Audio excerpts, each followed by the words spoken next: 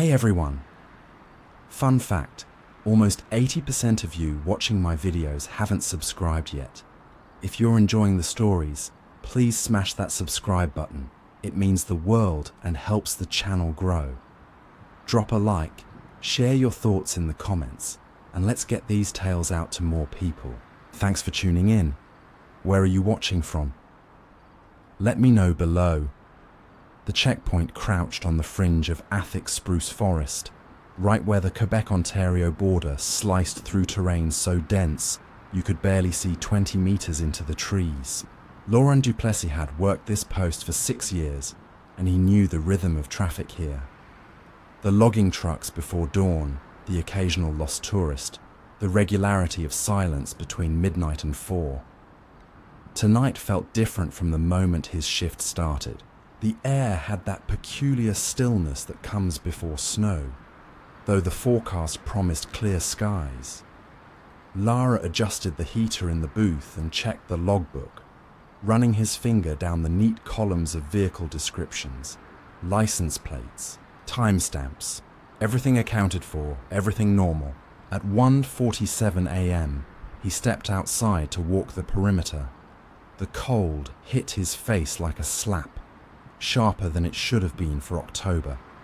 His flashlight beam cut through the darkness, illuminating the empty roadway that stretched into Quebec, the faded yellow line disappearing into the tree-line.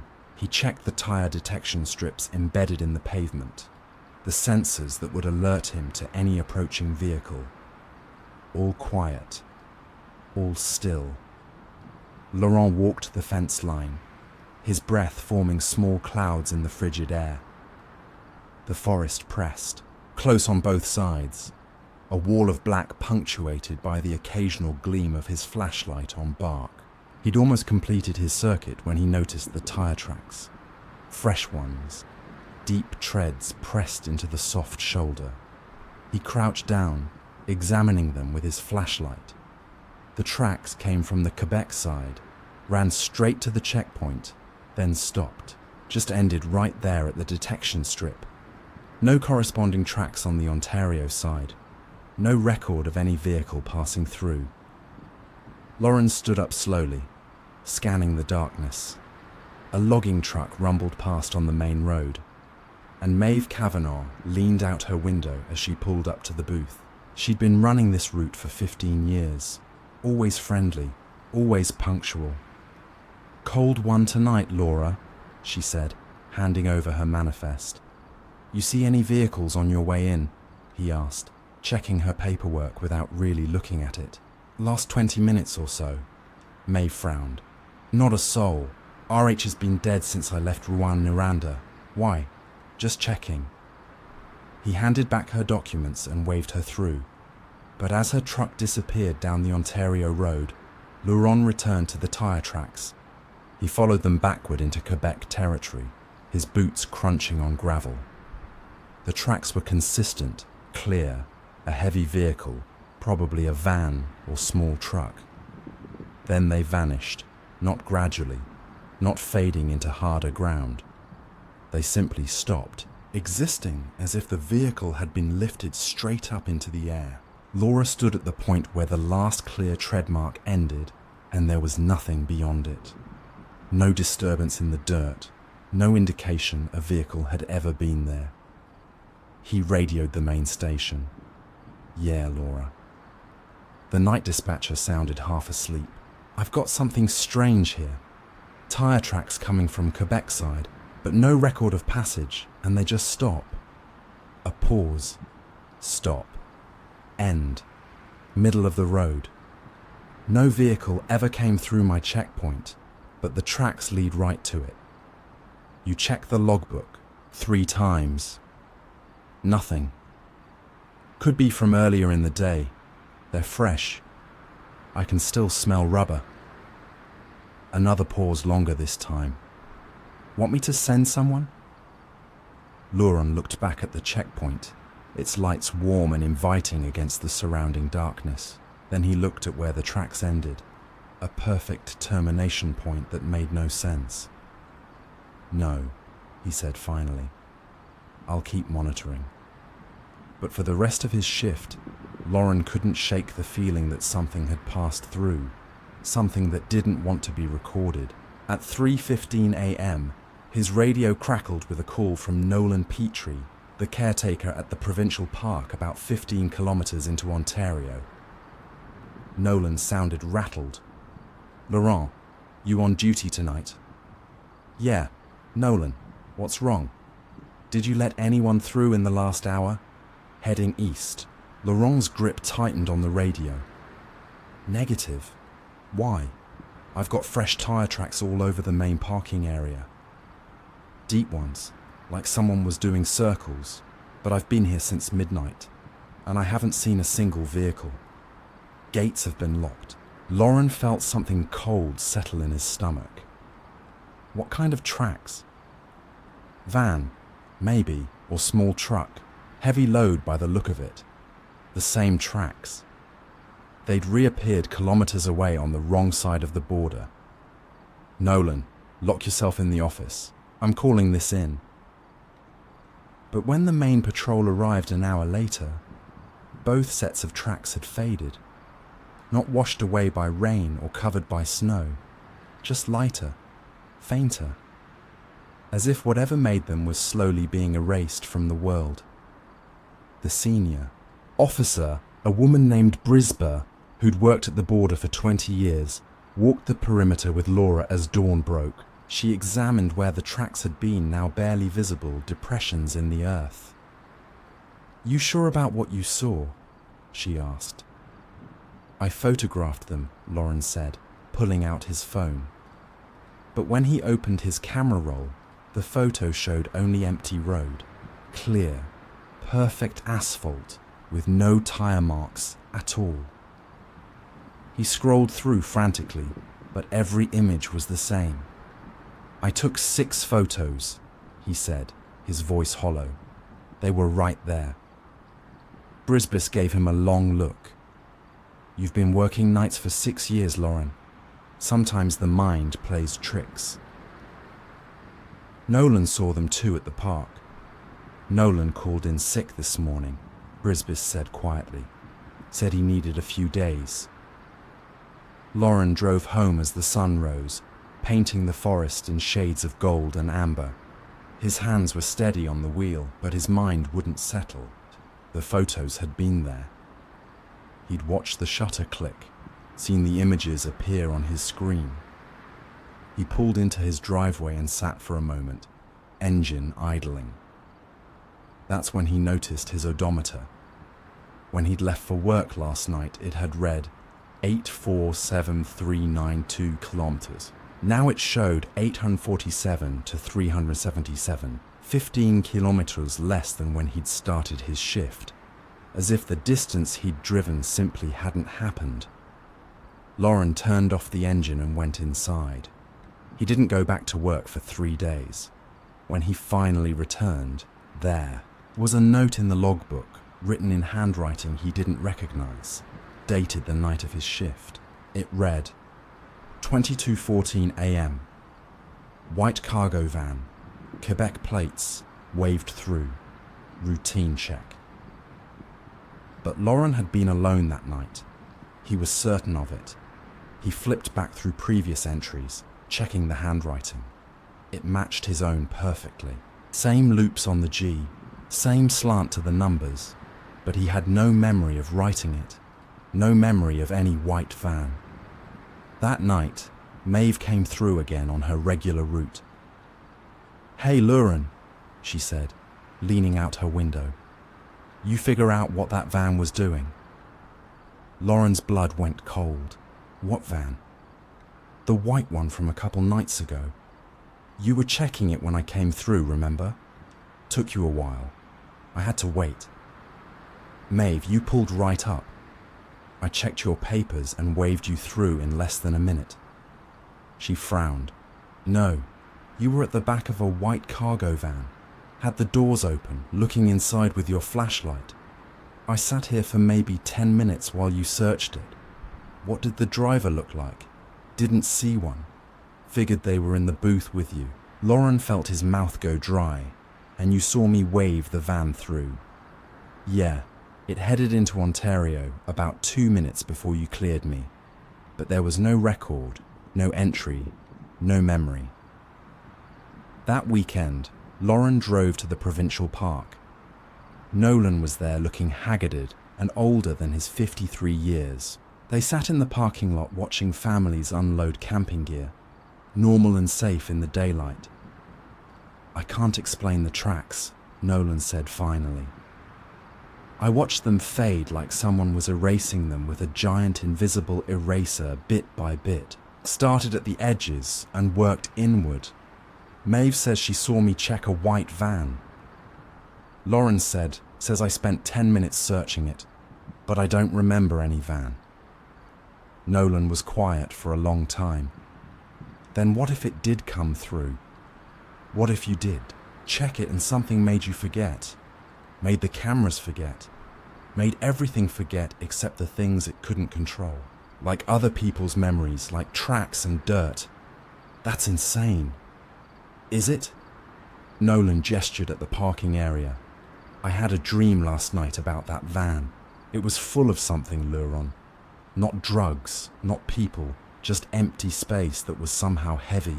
Space that didn't belong here." Laura wanted to laugh it off, but he couldn't because he'd had the same dream.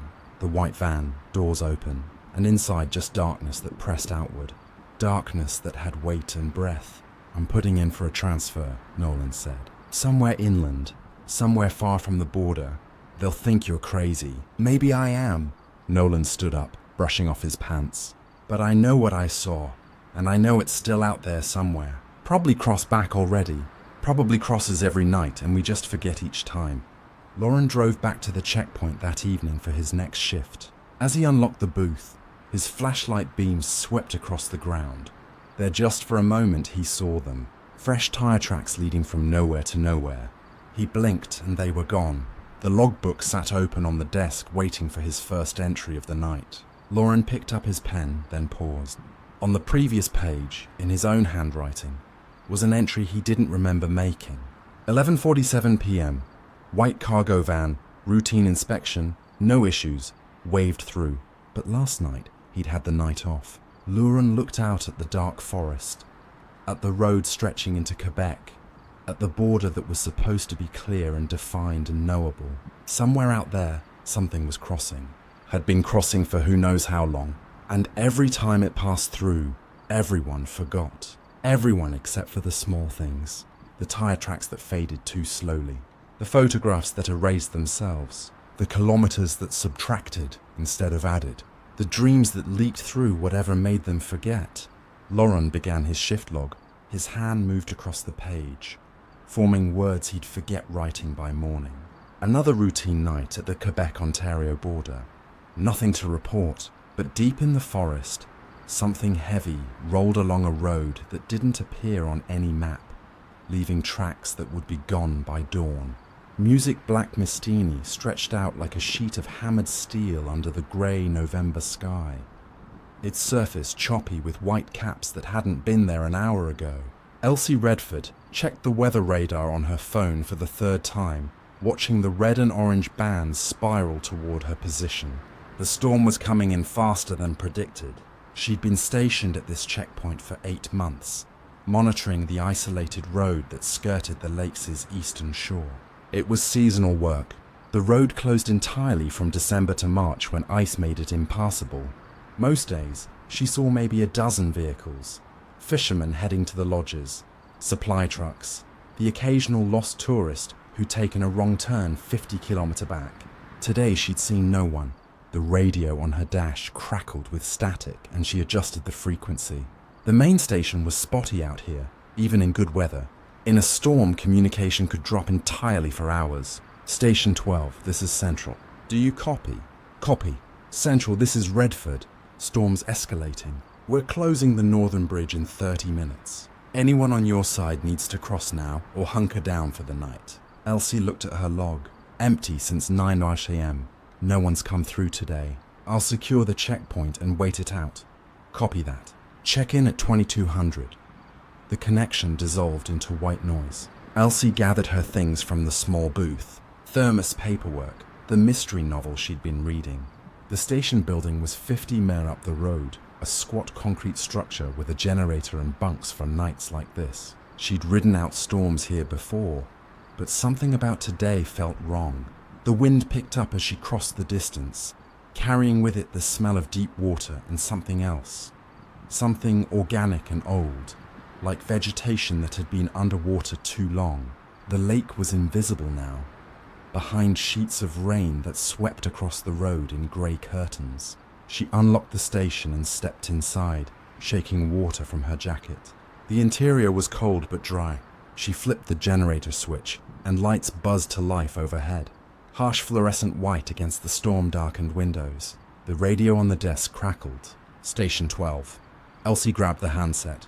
"This is Redford. Go ahead." Only static answered. She adjusted the dial, running through frequencies.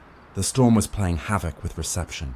She was about to give up when a voice emerged from the noise, clear and calm, despite the interference. "Bridge is compromised. Do not attempt crossing." "Copy that," Elsie said. "This is Officer Redford at Station 12. Who am I speaking with?" "North access is flooded. Detour required." The voice had a strange quality to it, flat and without inflection. Elsie frowned at the radio. "Identify yourself, please." "Which station are you calling from?" "Take the service road, 2 km east. Follow the markers." "What service road?" "There's no service road on this route." But the voice continued as if she hadn't spoken. "Water is rising. Current route will be impassable by 18,800 hours. Use alternate path." Elsie felt a chill that had nothing to do with the cold. "Listen, I don't know what you're talking about. There is no alternate path, and how do you know my position?" The static swelled, then faded. When it cleared, the voice was still there. "Todd Gore, Station 12, do you copy?" Elsie's hand tightened on the handset. Todd Gore was the fishing guide who worked the lake, running tourists out to the deep spots. She'd met him a few times. Quiet man, kept to himself, knew the water better than anyone. "Todd, is that you? What are you doing on this frequency?" 2 km east, service road. Follow the markers before dark." "Todd, you're not making sense. Where are you calling from?" The line went dead. Elsie stared at the radio, then grabbed her phone. No signal. The storm had killed the cell towers. She was completely cut off except for the radio, and that clearly wasn't reliable. Outside, the rain intensified, hammering against the roof like handfuls of gravel. Thunder rolled across the lake, deep and continuous. She tried the radio again. "Central, this is Station 12. Do you copy?" Nothing but static. "Any station?" "This is Officer Redford at Station 12. I'm receiving strange communications on this frequency. Please respond." The speaker crackled. "Service road 2 km east. Water is rising." It was the same voice, the same flat, emotionless delivery. But now Elsie wasn't sure it was Toddle. The cadence was wrong. The words too measured, too mechanical. "Who is this?" she demanded. "Identify yourself immediately. Follow the markers. Station 12. Time is limited." Elsie switched off the radio. Her hands were shaking slightly. This was wrong. All of it was wrong. There was no service road. She'd driven this route 100 times. And even if there was, why would Todd be directing her to it? Why would anyone? She moved to the window and peered out into the storm. The rain was so heavy she could barely see the checkpoint booth. Beyond that, the road disappeared into grey nothing. A flash of lightning illuminated the landscape for a brief second. In that moment of brightness, Elsie saw a figure standing beside the booth. Tall, wearing what looked like fishing waders and a heavy coat, just standing there in the downpour, motionless. Thunder crashed overhead. When her vision cleared from the flash, the figure was gone. Elsie stepped back from the window, her heart hammering. She told herself it was nothing, a trick of the light, the storm playing with shadows, but she'd seen someone. She was sure of it. The radio crackled back to life on its own. The voice returned, but this time there were two of them speaking in unison. "Service road 2 kilometers. Follow the markers. Time is limited. Water is rising." "Station 12, do you copy?" Elsie grabbed the handset. "This is not funny. Who is broadcasting on this frequency?" "Bridge is compromised. Detour required. 2 km east. There is no bridge near here and no service road." But even as she said it, doubt crept in. She knew this area well, but in 8 months had she explored every side road, every access point. The lake was huge with dozens of fishing camps and maintenance trails. Follow the markers before dark. Elsie checked her watch. 5:47 p.m. Sunset was at 6:15, but with the storm, it might as well be midnight already. The darkness was closing in fast. She made a decision. She'd drive 2 kilometers east just to check, prove to herself there was nothing there. Then she'd come back, lock the doors, and wait for the storm to pass. She grabbed her raincoat and flashlight, then paused. On the desk sat the station logbook. She flipped it open to leave a note about where she was going. The last entry stopped her cold. It was dated today, 3:00 p.m. in handwriting she didn't recognize. Tia Rohr checked in reporting high water levels taking Service Road to North Station, but no one had come through. She'd been at the checkpoint all day, and there was no North Station within 50 kilometers. Elsie's mouth went dry. She flipped back through previous pages. All her entries were there, neat and normal, but scattered among them were others. Same handwriting, same signature. Tia Rohr entries going back weeks. All reporting on water levels. All mentioning the service road. All written on days when she'd seen no one. The radio voices continued their loop. 2 kilometers east. Follow the markers. Water's rising. Elsie left the logbook open and headed for the door. Rain hit her like a wall when she stepped outside, soaking through her coat in seconds. She ran to her patrol vehicle and climbed in, water streaming from her hair. The engine started on the first try. Small miracle, she pulled onto the road heading east, wipers beating furiously against the downpour. Her headlights barely penetrated 10 meno. The world beyond was just grey chaos. 1 kilometer, nothing but forest and rain. 2 kilometers, still nothing. She was about to turn back when her headlights caught something. A break in the trees, a gap she'd never noticed before, and at the entrance, a weathered wooden sign. Service Road. Authorized vehicles only. Elsie stopped the vehicle, staring at the sign. It looked old. Decades old. Paint peeling, wood silvered with age. But she'd driven past this spot dozens of times, hundreds. She would have noticed it. The radio crackled. Turn here. Follow the markers. Her hands gripped the steering wheel. Every instinct told her to drive away, to get back to the station and lock the doors. But something else pulled at her. Curiosity, the need to understand. She turned onto the service road. The track was narrow, barely wide enough for her vehicle. Trees pressed close on both sides, branches scraping against the doors. The road surface was rough, more mud than gravel, and her vehicle lurched through deep puddles. Every 50 mem she saw them, the markers. Orange reflective strips nailed to trees leading deeper into the forest. The radio had gone silent. After what felt like an eternity, but was probably only 5 minutes, the trees opened up. Elsie found herself at the edge of the lake, at a small clearing with a dock jutting out into the choppy water.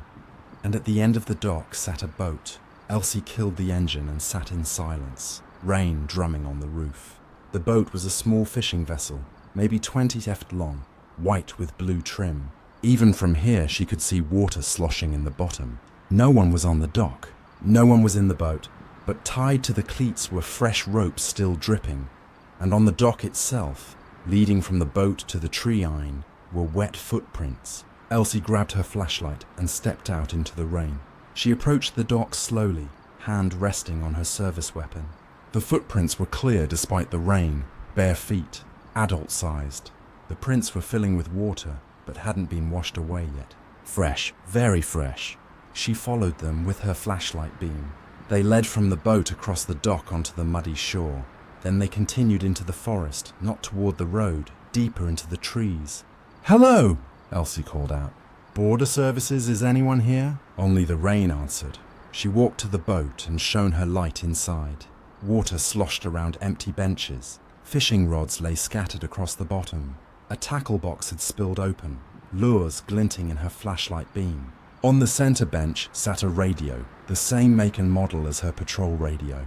It was on. The frequency display glowed green in the darkness. Elsie reached for it, then froze. The radio crackled to life. "Station 12, did you follow the markers?" The voice was coming from right there, from the radio in the boat, but it was impossible. She had the only patrol radio for kilometers. "Who are you?" she whispered. Water is rising. Time is limited. Elsie backed away from the boat, her light sweeping the clearing. The footprints continued their path into the forest. But now she saw something else. More prints coming from a different direction. Dozens of them, all bare feet, all converging on the dock, all heading into the forest. She ran back to her vehicle and locked the doors, hands shaking as she started the engine. The service road seemed longer on the way back, the trees closer. Twice she thought she saw figures standing among the trunks, pale and still. But when she looked directly at them, there was nothing. She burst back onto the main road and floored it towards the station. The rain was letting up slightly, the worst of the storm passing, but the light was almost gone.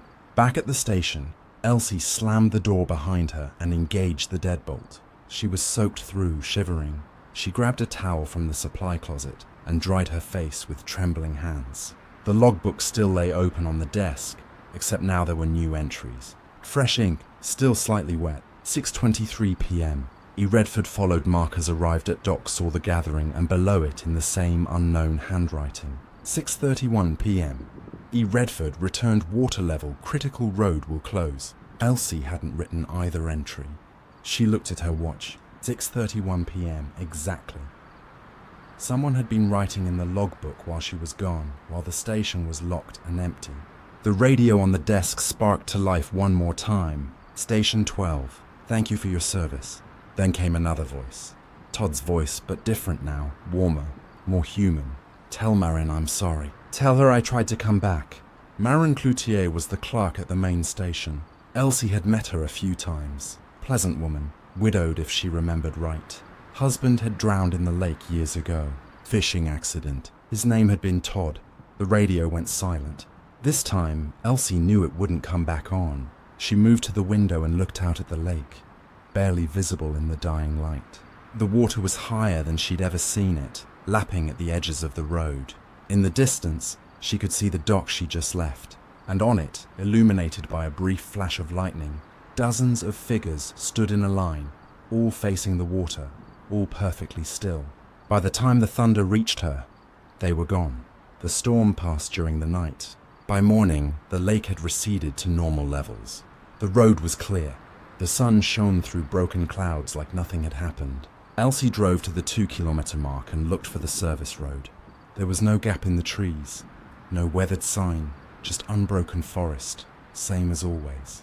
She filed her report, leaving out most of what had happened. Equipment malfunction, strange radio interference, nothing unusual otherwise, but she photocopied the logbook pages first. The entries in unknown handwriting, the notes about water levels and service roads and gatherings at the dock. When she brought the logbook to the main station, Marin Cloutier was at the front desk. Elsie hesitated, then asked, Marin, can I ask you something personal? Of course. Your husband, the one who drowned, what was his name? Marin's expression softened with old grief. Todd Gore, why do you ask? Did he fish Loch Mistini all the time? He loved that lake. She smiled sadly. He always said if he died out there, he'd find a way to help others, to warn them when the water got dangerous. He hated the thought of anyone else drowning like he did. Elsie nodded slowly. How long ago did it happen? 12 years, November, during a storm. The same month, the same kind of weather. Elsie thanked her and left. She never worked Station 12 again, requested a transfer the following week, and it was approved without question. But sometimes, on stormy November nights, she still hears that flat, emotionless voice on her radio at home. Even though it's not turned on, even though it's not plugged in, water is rising.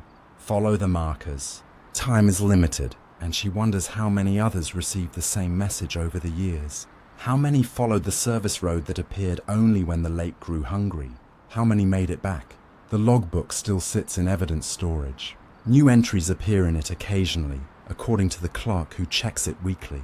Always the same handwriting, always reporting water levels. The ice road stretched ahead like a pale scar across the frozen tundra, disappearing into the grey-white horizon, where sky met earth without distinction. Baptiste Tremblay had been driving this route for 3 winters now, and he still couldn't shake the feeling that the land here didn't want people. It tolerated them barely. His patrol truck's heater fought a losing battle against the -40 cold, seeping through every seal and gap. Outside, nothing moved. No wind, no wildlife, just the endless white and the groan of ice beneath his tires. The radio crackled. "Patrol 7, this is base. Do you copy?" Baptiste grabbed the handset, grateful for the human voice. "Copy, base. This is Tremblay. We've got a situation. Cargo truck registry number TN471Y9 should have reached checkpoint Delta 2 hours ago. No sign of them. Last GPS ping puts them on your route about 40 kilometers north of your position."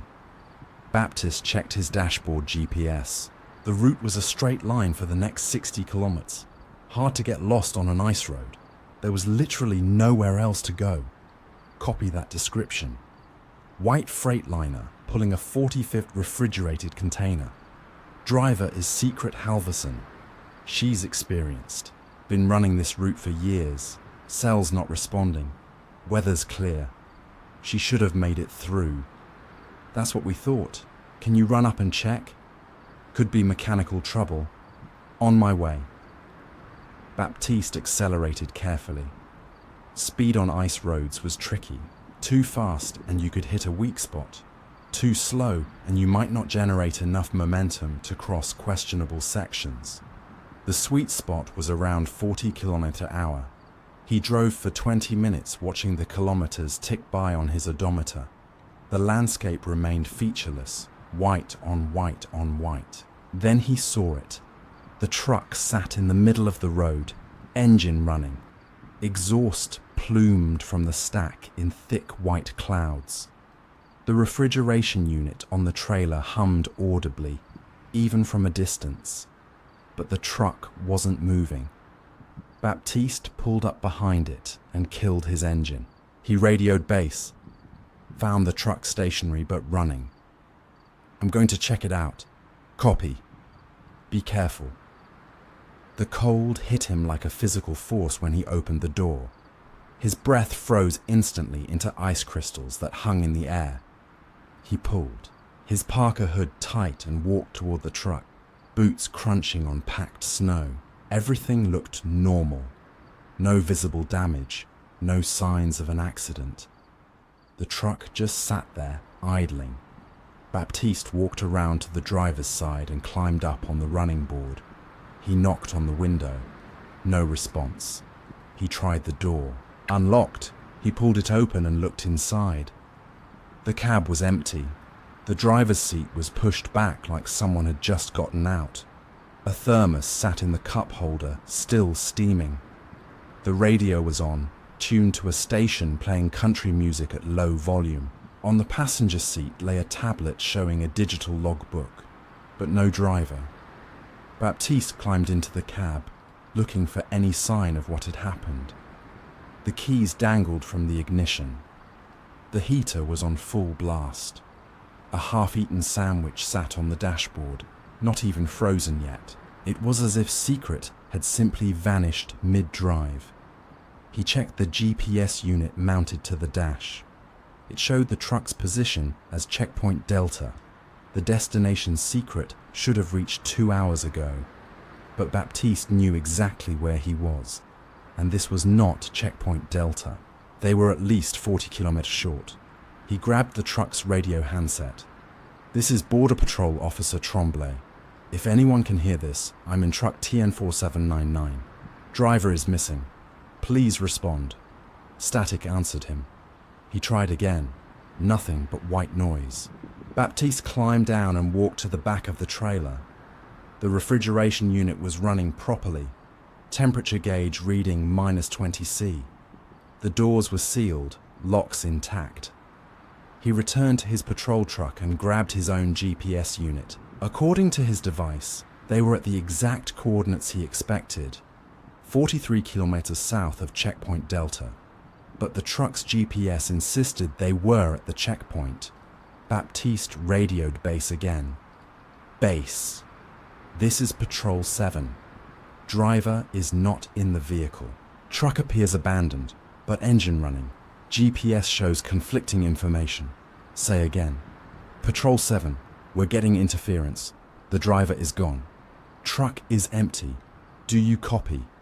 The response was garbled, words breaking apart into fragments. Copy. Grid. Possible. Base.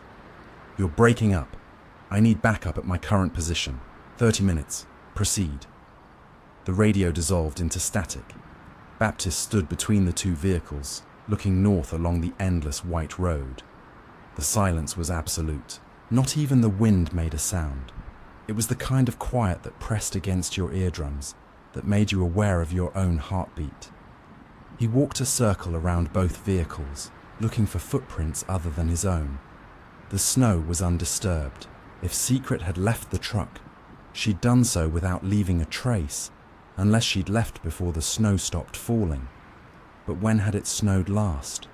Not since yesterday afternoon. Baptiste checked the time. 2:47 p.m. Sunset in about 30 minutes, and then the temperature would plummet another 10 degrees. He made a decision. He'd drive ahead following the route to checkpoint Delta. Maybe Secret had walked forward for some reason. Maybe she'd gotten disoriented, thought the checkpoint was closer than it was. He climbed back into his patrol truck and started the engine.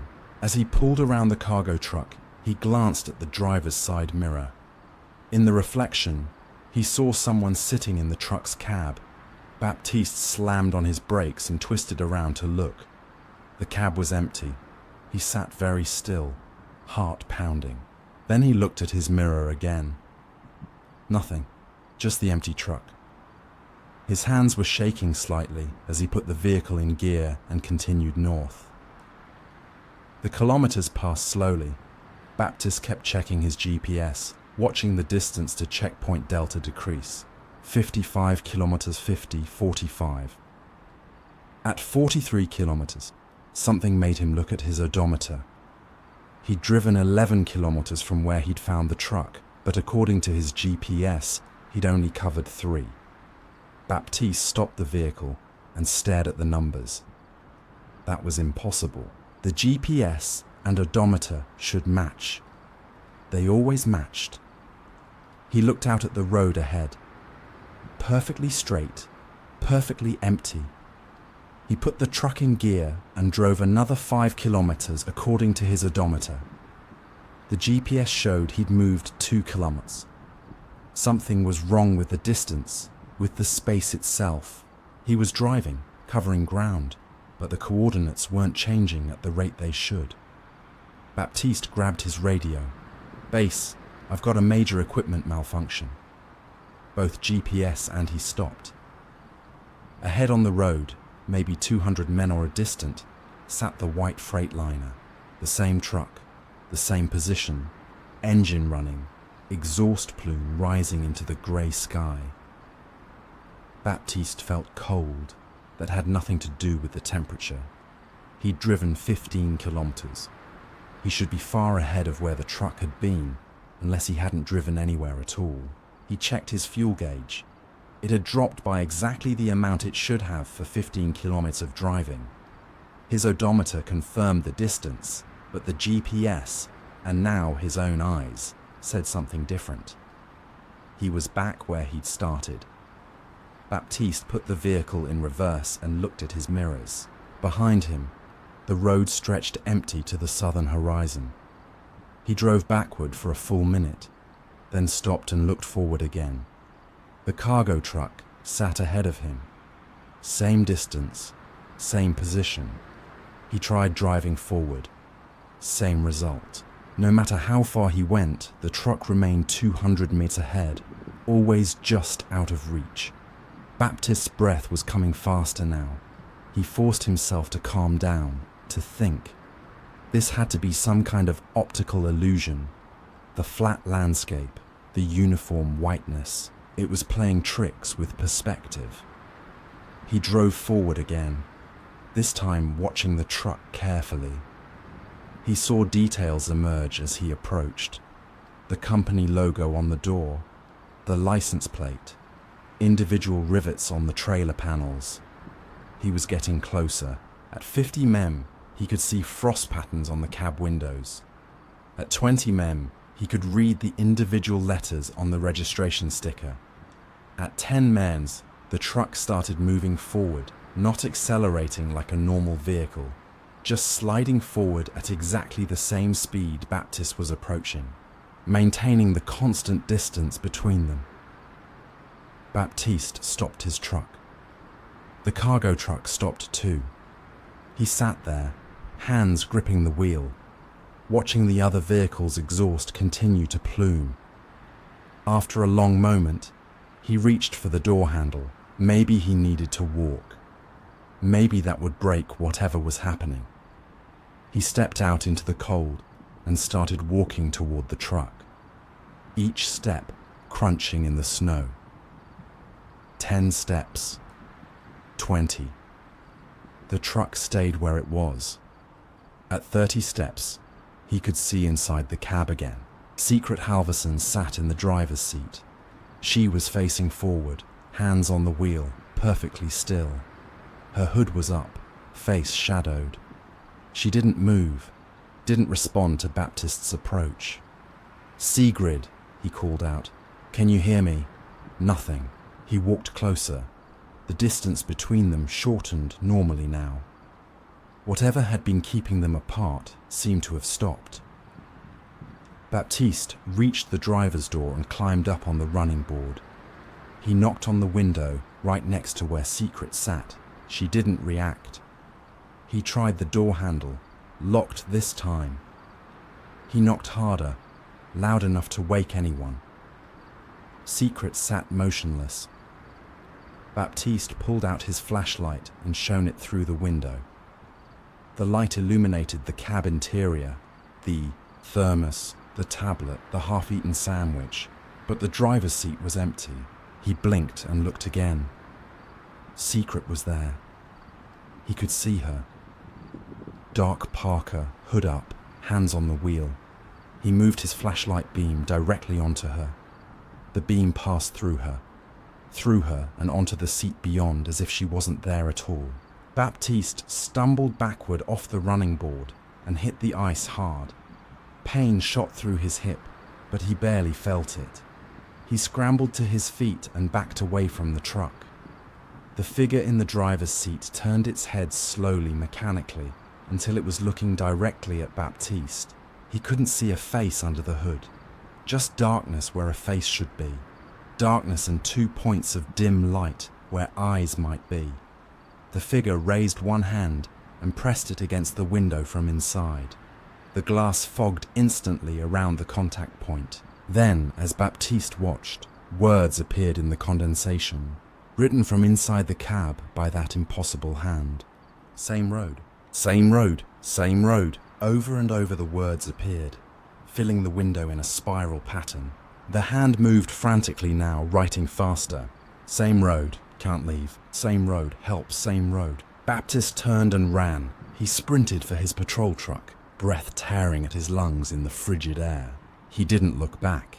He threw himself into the driver's seat and started the engine, hands shaking so badly he could barely turn the key.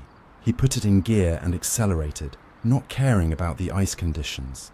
The truck fishtailed slightly, but he maintained control, speeding south, away from the cargo truck, away from whatever had been in that cab. His speedometer hit 60, 70, too fast for an ice road, but he didn't care. 1 kilometer, 2, 5, 10. He kept checking his mirror, expecting to see the white Freightliner appearing behind him, but the road stayed empty. At 20 kilometer, he started to slow down. His hands were still shaking. His heart hammered against his ribs. He grabbed the radio. "Base, this is Patrol 7. Emergency, do you copy?" "Patrol 7, we read you. What's your status?" Thank God. Clear communication again. "I need immediate backup, and I need you to pull all GPS data for truck TN479 for the last 6 hours." "Copy that. What happened?" "I found the truck. Something's wrong with it. Something's wrong with that whole stretch of road." "Is the driver safe?" Baptiste opened his mouth to answer, then stopped. He had no idea how to explain what he'd seen or thought he'd seen. Negative. Driver is still missing, but I found evidence of I don't know how to describe it. "We're sending backup. ETA 45 minutes. Return to base for debrief." Baptist continued south, checking his mirrors constantly. The cargo truck didn't reappear. The road stayed normal. His GPS and odometer matched properly again. When he finally reached base 3 hours later, the outpost medic, Hugh Arlin, was waiting. He checked Baptiste for frostbite and hypothermia, then sat him down with hot coffee. "You look like you've seen something," Hugh said quietly. "I don't know what I saw. Try me.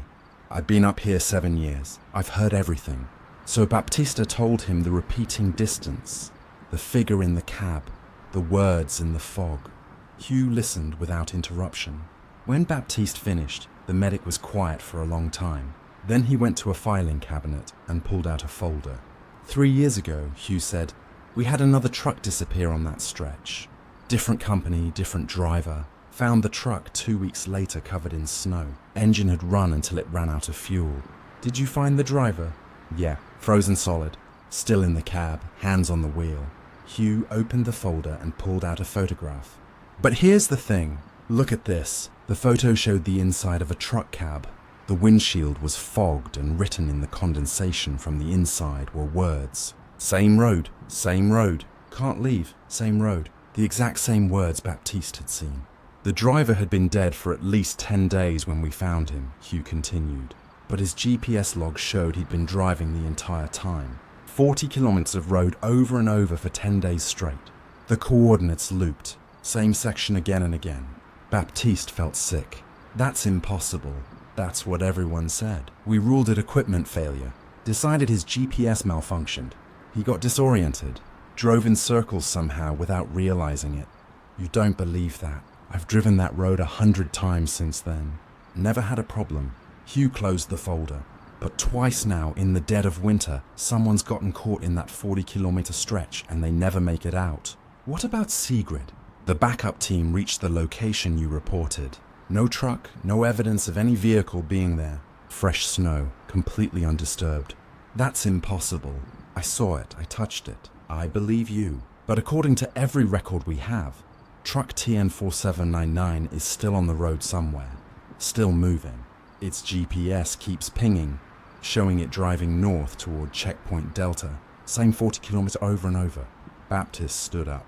Coffee forgotten. We have to find her. We've been looking. But here's what I don't understand. Hugh pulled out another paper. This is Sigrid's GPS log from today. It shows her entering that stretch of road at 11:47 a.m. The pings continue every few minutes, all showing normal progress. But look at the timestamps. Baptiste examined the log. The coordinates changed normally, but the timestamps were wrong. They jumped forward, then backward, then forward again. 11:47, then 12:03, then 11:58, then 12:15, then 11:52. The road doesn't just loop in space, Hugh said quietly. It loops in time too. She's stuck in those same moments, driving the same distance again and again. And every time she completes the loop, she probably forgets she already did it. Starts fresh thinking this is the first time. How do we get her out? We don't. We can't even find the loop unless it wants to be found. You stumbled into it somehow, but you got back out. Most people don't. Baptiste looked at the GPS log again. The timestamps continued their impossible dance. Somewhere out there on 40 kilometers of frozen road, Secret Halverson was still driving, still trying to reach checkpoint Delta, still believing this was the first time, and she'd keep driving forever. He left the outpost that night and drove home on numb autopilot. But before he reached his apartment, he found himself pulling over, checking his own GPS. The coordinates were normal. Everything was normal except his odometer showed he'd driven 16 kilometers since leaving base. The GPS showed 12. Baptiste sat in his idling truck staring at the numbers. Behind him, headlights appeared on the dark road, another vehicle approaching. He watched it in his mirror, getting closer. It was a white Freightliner pulling a refrigerated trailer. It passed him without slowing and continued down the road. He couldn't see the driver through the tinted windows. Couldn't see the registration number in the dark. But as it passed, he heard it. The faint sound of a hand slapping against glass from inside the cab. And through the sleeper compartment window, barely visible, words appearing in the fog. Same road. The truck disappeared into the darkness ahead.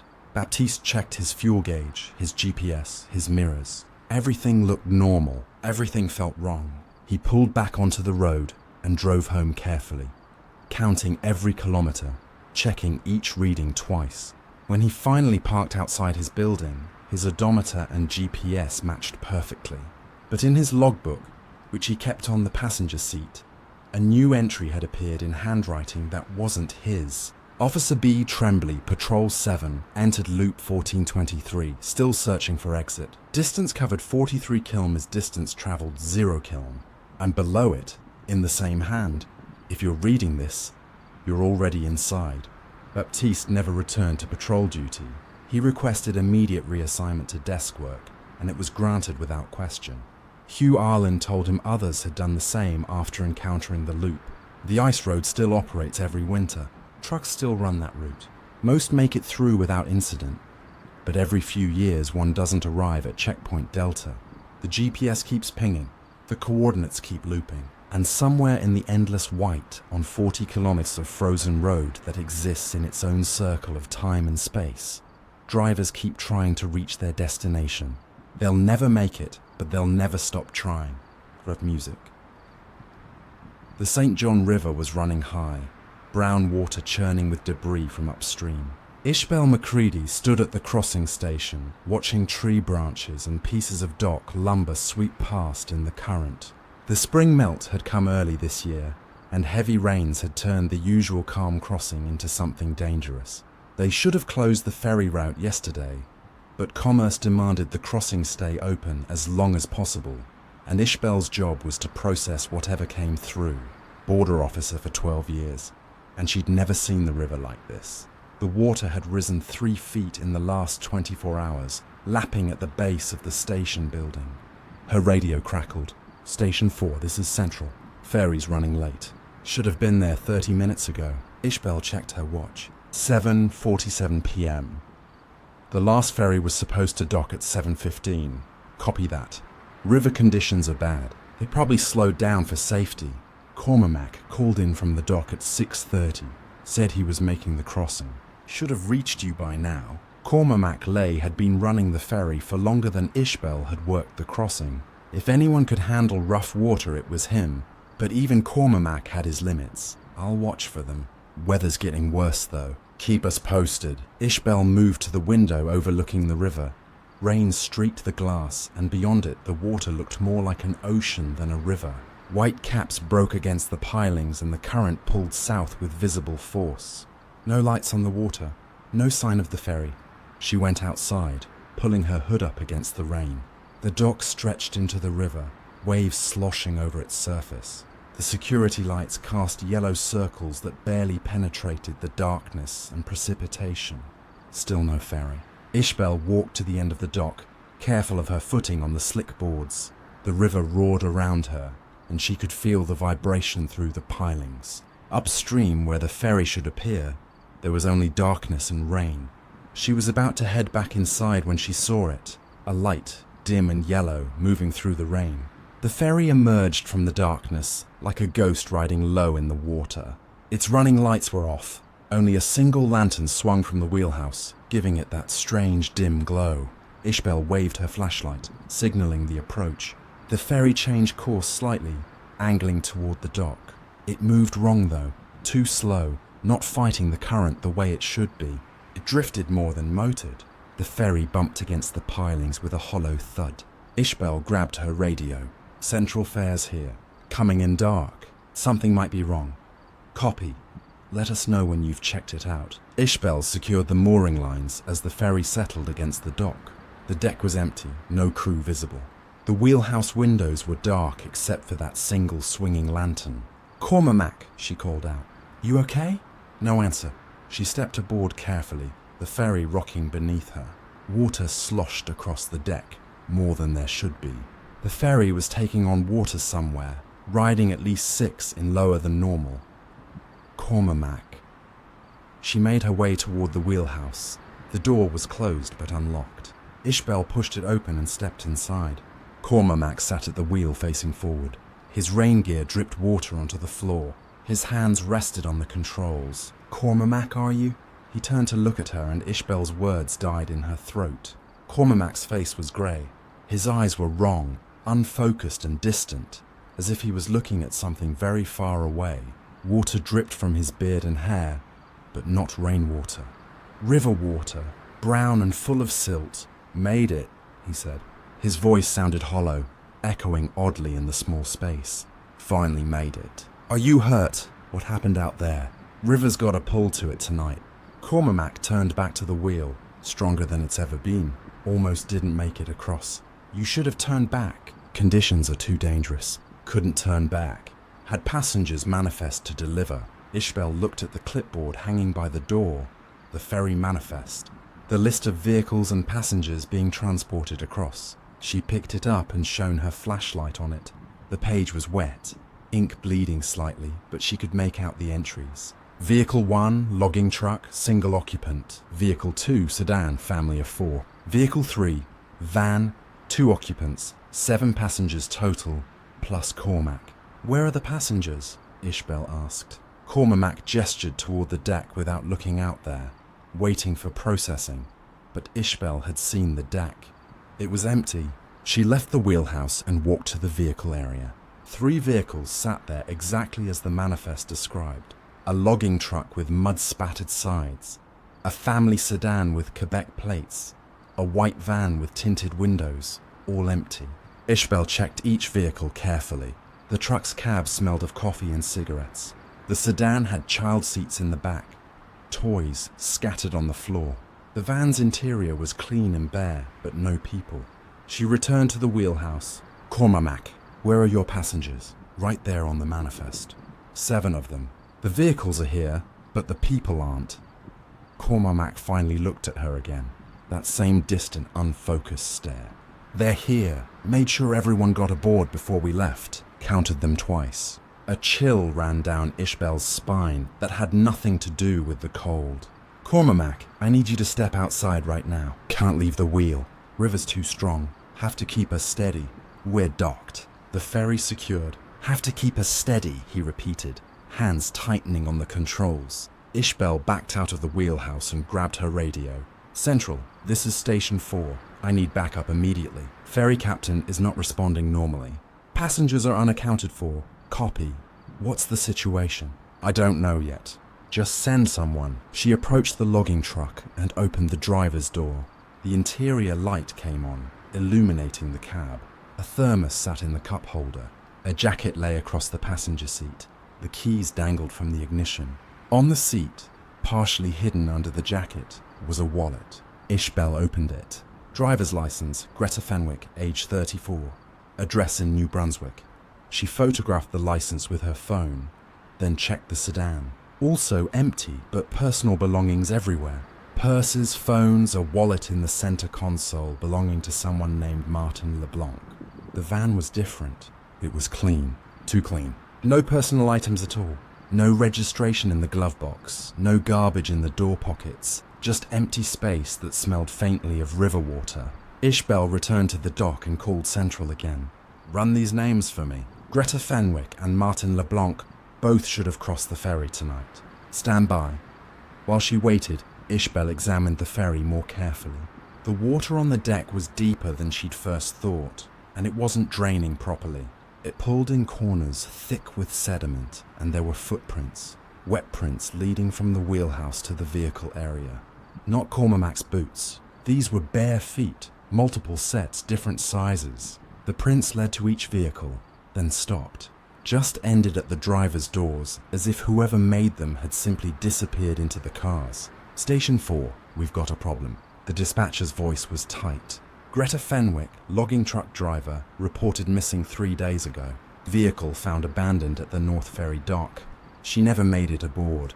Ishbel's hand tightened on the radio. That's impossible. Her truck is here on the ferry.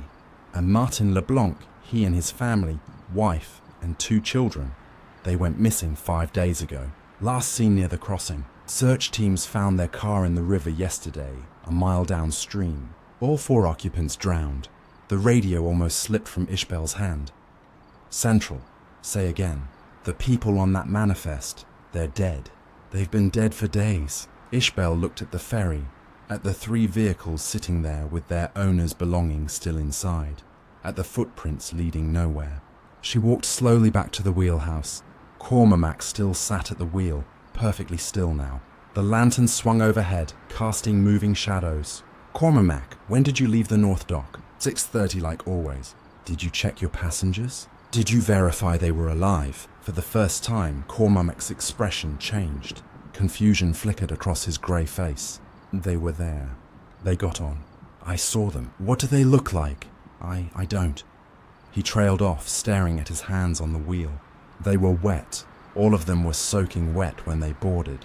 I said they'd been caught in the rain, but what? The rain hadn't started yet when we left. Not till we were halfway across. His voice was barely a whisper now. And they didn't talk. Not once during the crossing. They just stood on the deck staring at the water. Ishbel felt the ferry shift beneath her feet. The river was rising higher. Water now lapping over the dock surface. Cormac, we need to get off this ferry right now. Can't have to complete the manifest. Have to log everyone through. He reached for the clipboard with shaking hands. That's when Ishbel saw it. The manifest had 2 pages. Cormac had been looking at the top one. She grabbed the clipboard and flipped to the second page. The handwriting was different, shakier. The ink was fresher, darker. Vehicle 1, ferryboat, single occupant operator, sea Lahide status. Recovered from river, 2-3 kilometer downstream. Time of recovery 1915. Condition, deceased below that, a note in the same handwriting. Body found still gripping wheel. Ferry had run ground on rocks. No passengers aboard, no vehicles. Cause of death, drowning. Estimated time of death, 18 quag. Ishbel looked up at Cormac.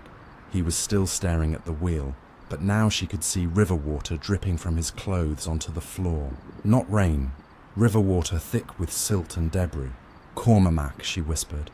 What time did you say you left the North Dock? 6:30. What time is it now? He checked his watch, then frowned. My watch stopped at 6:47, the time he'd gone into the river. The time he drowned. You didn't make it across, Ishbel said quietly. Did you? Cormac was silent for a long time. Then, very slowly, he shook his head. The current caught us, pulled us sideways. I fought it, but his voice cracked. I felt the ferry go over, felt the water come in. Cold. So cold. Then how are you here? I don't know. I just knew I had to complete the crossing. Had to deliver the manifest.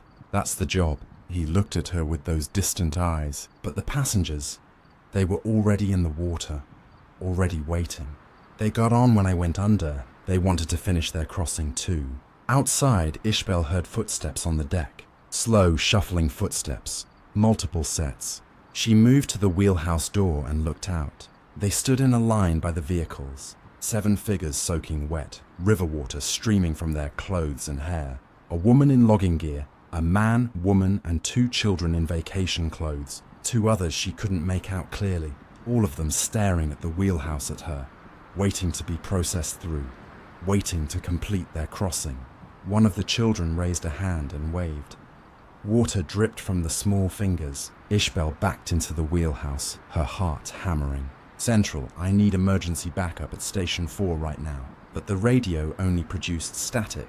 She looked at it and saw water dripping from the speaker grill. The circuits were fried. Cormac stood up from the wheel. Water poured from his clothes, forming a puddle around his boots. You have to log them through. That's the procedure. Check the manifest and log them through. They're dead, Cormac. They're all dead. They're passengers. They need to be processed. He moved toward her, and with each step, more water sloshed from his clothing. Please, it's the only way to finish the crossing. The footsteps on the deck were getting closer, coming toward the wheelhouse. Ishbel grabbed the manifest and ran. She jumped from the ferry onto the dock, her boots splashing in the water that now covered the wooden surface. The river had risen further, threatening to swallow the dock entirely. Behind her, she heard them coming. The wet footsteps on the dock, the dripping, the sound of waterlogged clothes dragging across wood. She ran for the station building, not looking back. The door was 30 meters away. 2010. She burst inside and slammed it, throwing the deadbolt. For a moment, there was only her ragged breathing and the sound of rain on the roof. Then the footsteps outside, slow, deliberate. They surrounded the building. A knock on the door, soft and polite. Ishbel stood frozen, staring at the door. Another knock, then a voice, thin and waterlogged. "Processing, please. We need to be logged through." More voices joined in. The logger, the family, all of them asking, pleading to be processed through, to complete their crossing.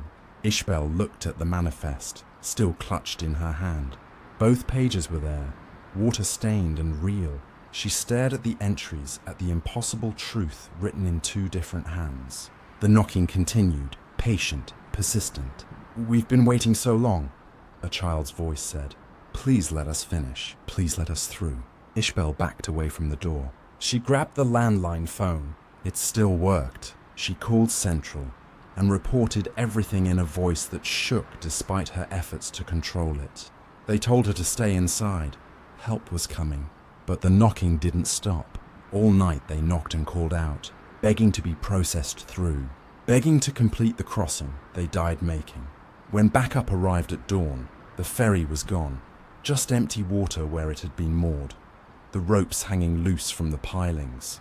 The river had receded to normal levels, taking with it all evidence of the night's events, except for the footprints, wet prints on the dock, leading from where the ferry had been to the station building, then stopping at the threshold as if they'd been denied entry. And in Ishbel's office, the manifest still sat on her desk. Both pages were there, but now there was a third page beneath them, written in that shaky, water-damaged hand. Vehicle 4, Border Station Single Occupant Operator I. McCready status still waiting. Time unknown note. She wouldn't log us through. We're still here, still waiting to finish our crossing. Ishbel requested immediate transfer. It was denied. She was needed at Station 4. They were short-staffed, and the crossing was too important to close. She continues to work there, processing vehicles and passengers. The ferry runs on schedule. Cormac Maclay's body was recovered 3 days after that night, found still gripping the wheel of his sunken ferry 2 kilometers downstream. But every few weeks on nights when the river runs high and rain obscures the water, a ferry arrives at Station 4. It comes in dark except for a single lantern. It carries 3 vehicles and 7 passengers who never quite seem to be there when you look directly at them. And Ishbel has to check the manifest. Every time she hopes the names will be different, that it will be living passengers with living problems, wanting only to cross the border and continue their journey. But the names never change, and the knocking on her door continues some nights, patient and polite, asking her to please log them through so they can finally finish their crossing. She never opens the door. She never logs them through because she saw that third page. She knows what happens if she completes the manifest. She'd become the next entry, another name on a list of those who never finish their crossing. So she waits night after night for the ferry that shouldn't exist, processing passengers who are somewhere between living and dead, working the station that has become its own kind of limbo. And sometimes when the river rises high enough, she sees them standing on the far shore. All of them waiting for the ferry, growing in number year by year. All the people who died trying to cross, all the souls stuck in that space between departure and arrival, all waiting for someone to finally log them through. Music. The prairie stretched endlessly in all directions, flat and featureless under a sky so vast, it made Thaddeus Bellamy feel like an insect. He'd been working this section of the border for 2 years, and he still couldn't get used to the emptiness. Miles and miles of nothing but grass and fence line, and the occasional abandoned farmhouse. Tonight, the emptiness felt different, heavier somehow. He drove slowly along the patrol road, his headlights cutting a narrow tunnel through the darkness. The fence ran parallel to his left, a simple chain-link barrier marking where Canada ended and the United States began. Not much of a barrier, really. Anyone determined enough could cut through it in minutes. Most nights no one tried. His radio was quiet. Dispatch had checked in an hour ago, confirming he was the only patrol in this sector tonight. The next officer was 40 kilometers east, covering her own stretch of border. Thaddeus liked the solitude most of the time, but tonight something felt off. He couldn't name it, just a prickling at the back of his neck, the sense that the darkness beyond his headlights was watching him. At 11:23 p.m., His motion sensor pinged. Thaddeus checked the display. Sector 7 about 2 kilometers ahead. Something had triggered the ground sensors buried along the fence line.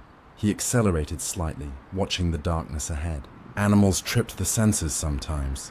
Deer, coyotes, even rabbits if they hit just the right spot.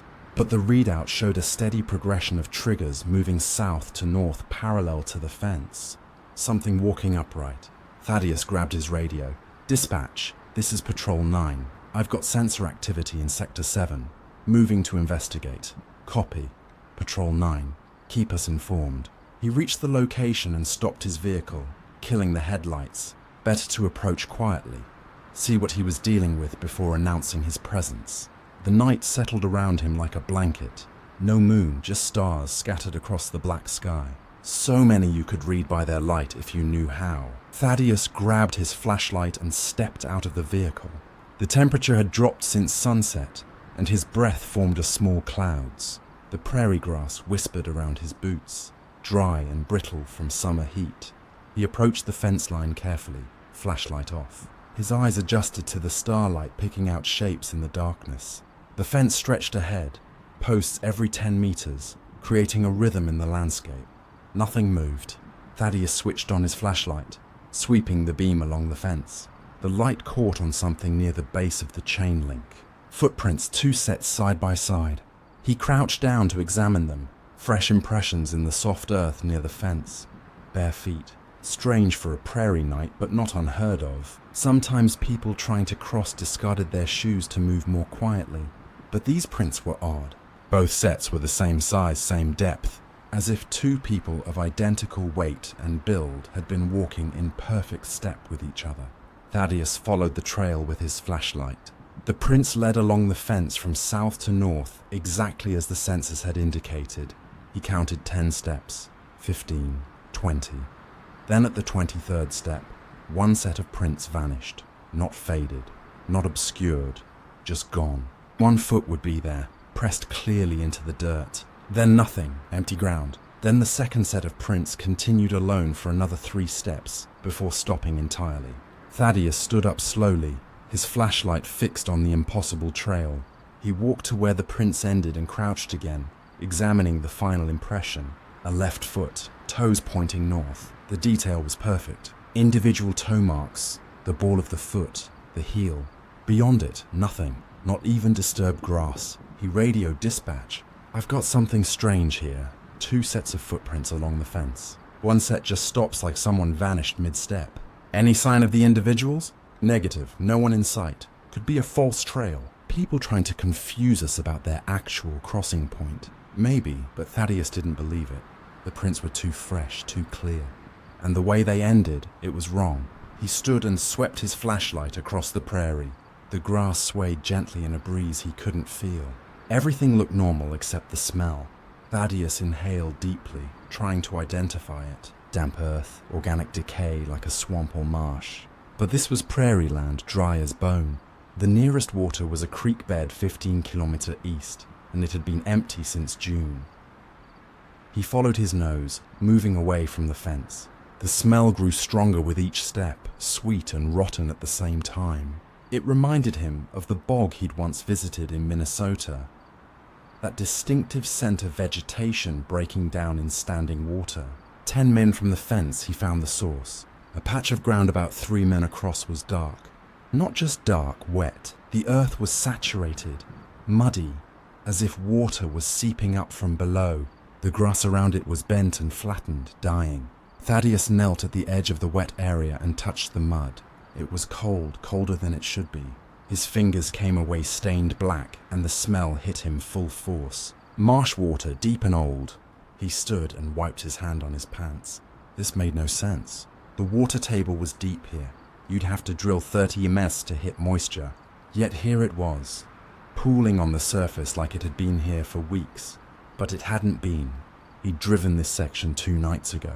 The ground had been normal then. Thaddeus walked around the wet patch, careful not to step in it. On the far side, he found something that made him stop cold. More footprints, both sets emerging from the mud. They were the same prints he'd followed along the fence. Same size, same spacing. But these led away from the wet area. heading north across the prairie.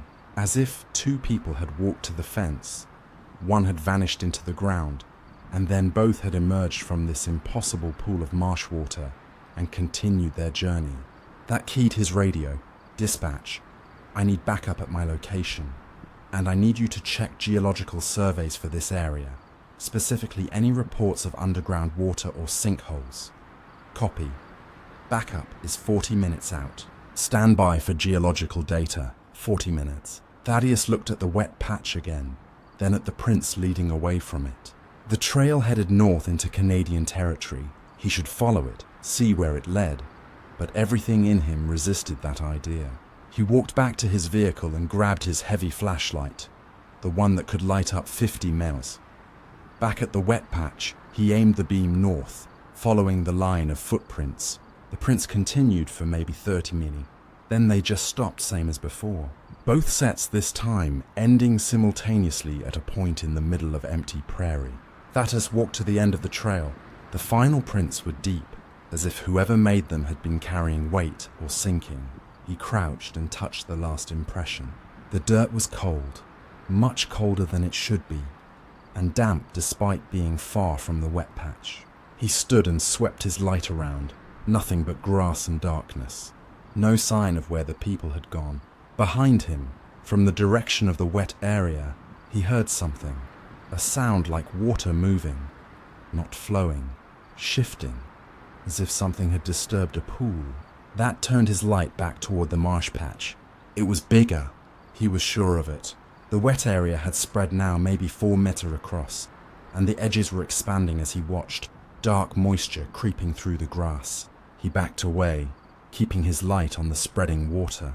The smell was stronger now, almost overwhelming. Marsh rot and something else, something animal. The water stopped spreading when it reached the fence line. It pulled there, lapping gently against the chain link as if it were a shore. Thaddeus heard the sound again, closer this time. Definitely water, but with another quality to it. Breathing maybe, or something surfacing. He wanted to run back to his vehicle. Every instinct screamed at him to leave, but his training held him in place. Document the anomaly. Wait for backup. Don't abandon your post. His radio crackled. Patrol 9, we've pulled geological data for your sector. No water table within 40 min of surface. No sinkholes reported. No springs. That area should be completely dry. It's not, said, his voice tight. I'm looking at standing water right now, and it's spreading. How fast? Thaddeus checked the distance. The wet area had grown another meter while he'd been talking. Fast, a shape broke the surface of the water. Thaddeus stumbled backward, his light swinging wildly before finding the target again. It was a hand, pale and waterlogged, fingers spread wide. It reached up from the center of the pool, groping at the air. Then a second hand appeared beside it. Thaddeus ran. He made it back to his vehicle in seconds, threw himself inside, and started the engine. In his mirror, he could see the wet area still expanding, now lapping at the patrol road. His radio crackled with static. Then a voice emerged. Not dispatch, something else. Sector 7. Help requested. Crossing assistance required. The voice was wrong. Wet-sounding words garbled as if spoken through water. Who is this? Thaddeus demanded. Identify yourself. Crossing assistance, please. Can't find the surface. Another voice joined it. Same wet quality. Been walking so long. Ground keeps pulling us down. Thaddeus looked in his mirror again. The hands had disappeared, but now the water itself was moving, flowing uphill, away from the fence, spreading across the prairie with purpose, coming toward his vehicle. He put it in gear and accelerated hard. The tires spun for a moment on the wet ground, then caught, launching him forward down the patrol road. In his mirror, he saw the water reach where his vehicle had been parked. It pulled there briefly, then receded, flowing back toward the fence. Thaddeus drove for 5 km before pulling over. His hands were shaking on the wheel. He grabbed his radio. Dispatch, this is Patrol 9. I'm clear of the area, but something's wrong with Sector 7. Seriously wrong. Copy. Backup is 20 minutes out.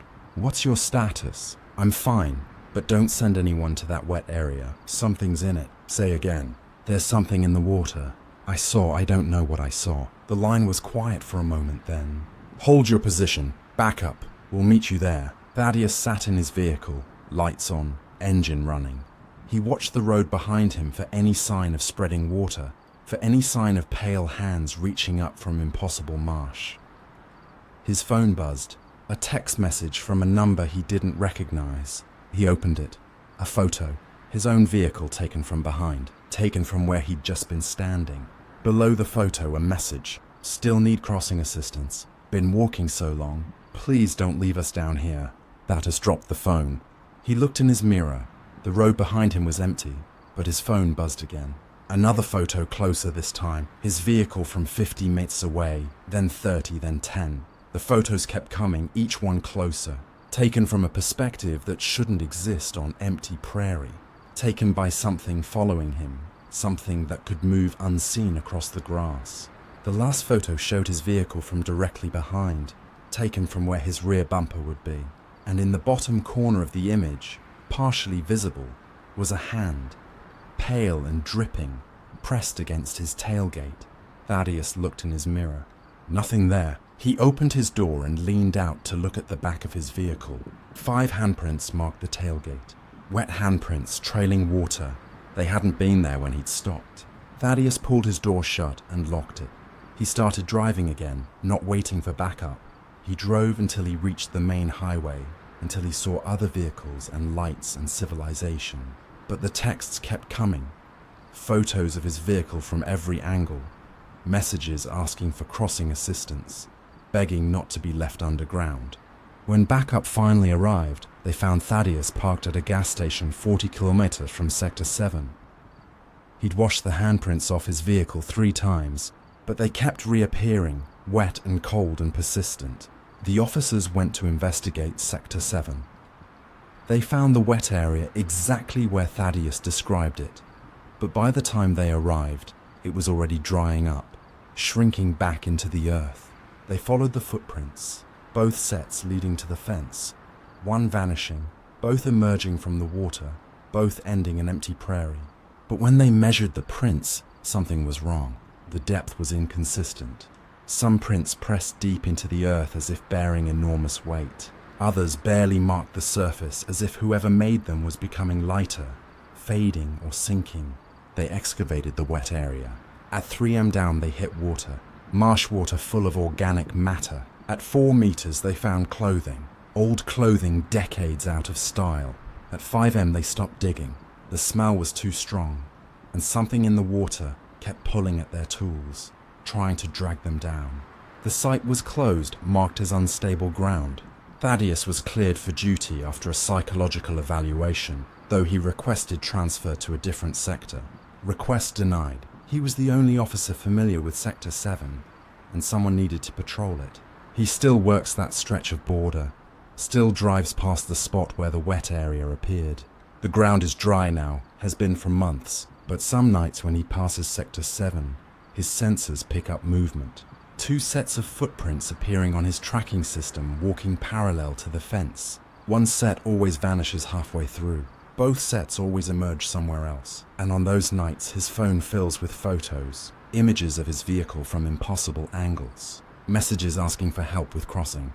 Asking why he won't guide them to the surface. Because they've been walking underground for so long, through earth that behaves like water, through space that shouldn't exist. They just want to finish their crossing. They just want to reach the surface. But Thaddeus knows if he helps them, if he acknowledges their presence, something will change. The barrier between solid ground and whatever space they're walking through will weaken. And he's seen the depth measurements, seen how deep they are.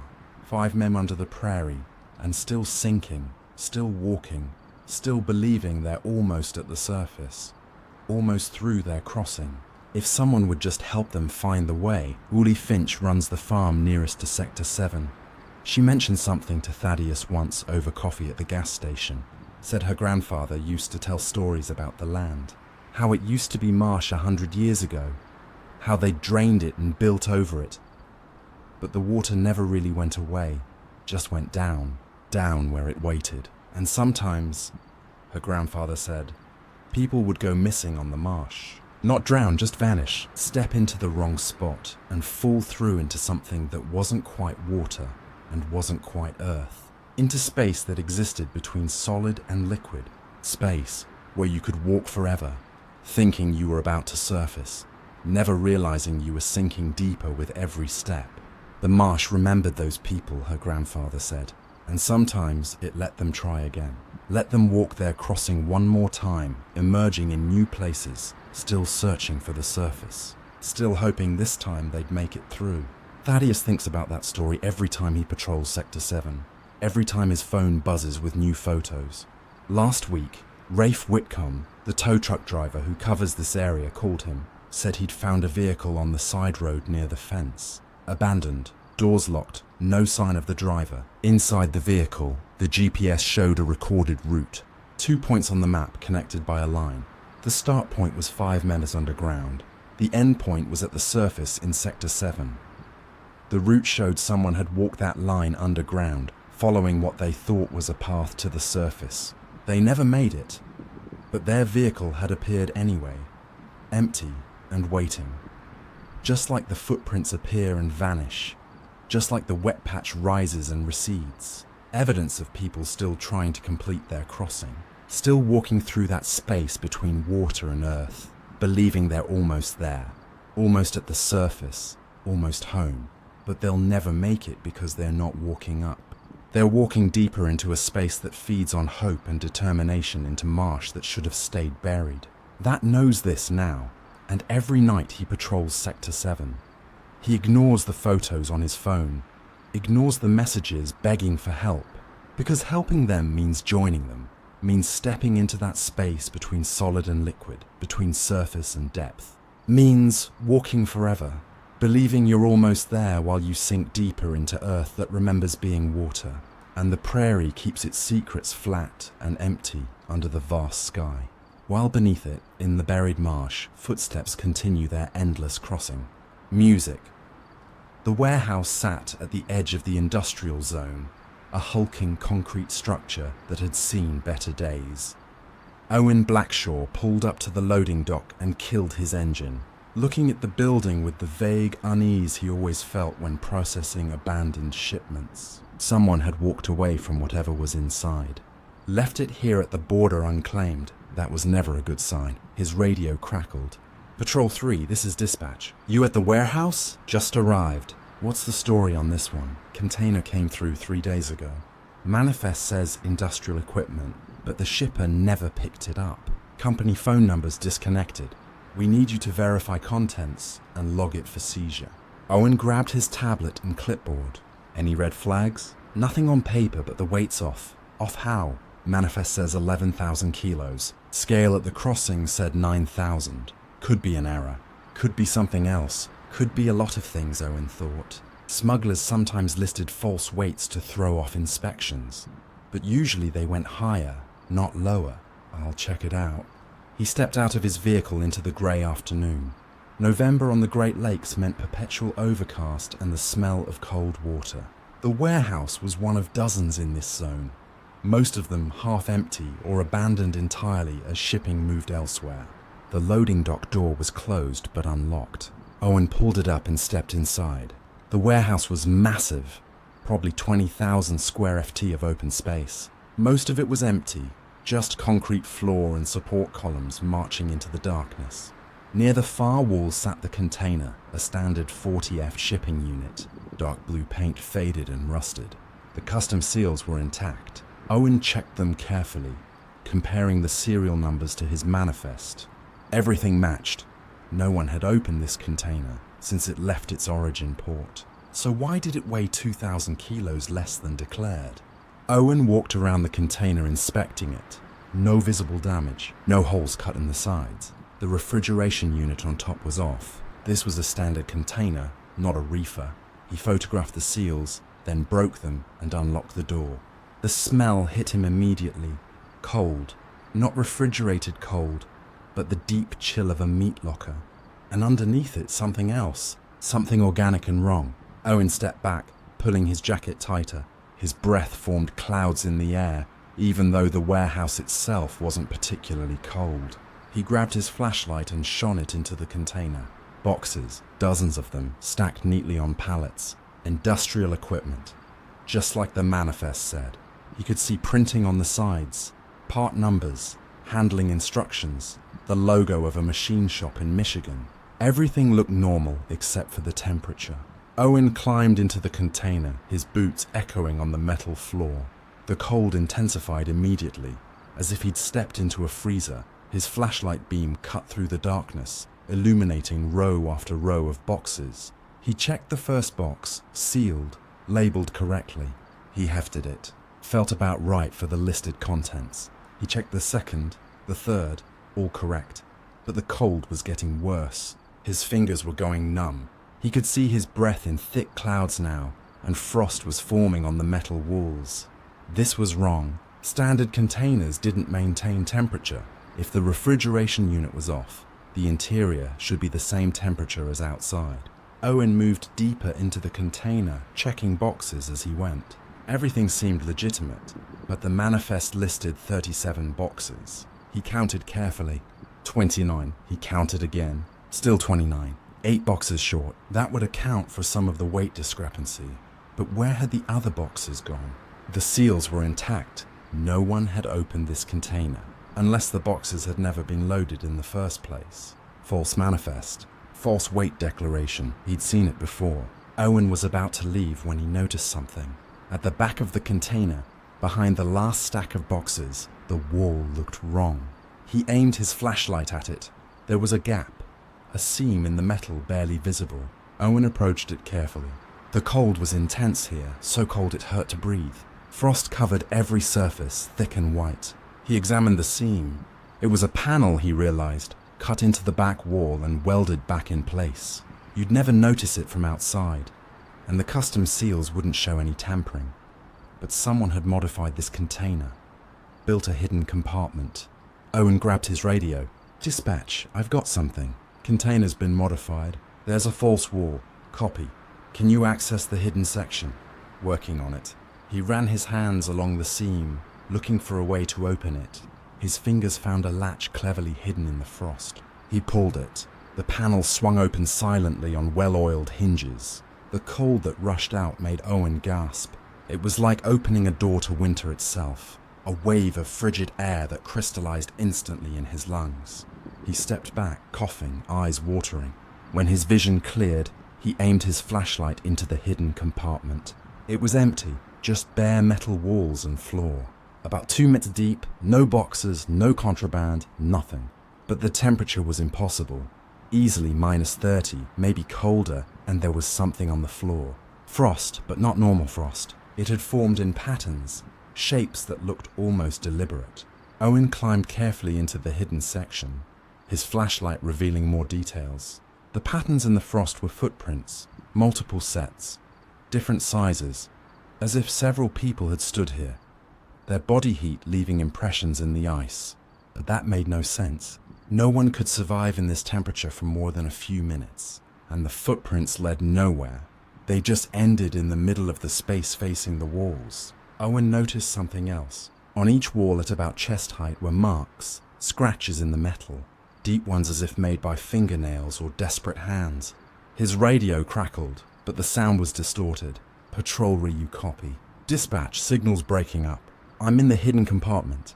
It's the panel swung shut behind him. Owen spun around, his flashlight beam catching the door as it closed. He lunged for it, but the latch had already engaged. He was locked inside. "Dispatch," he hammered on the door.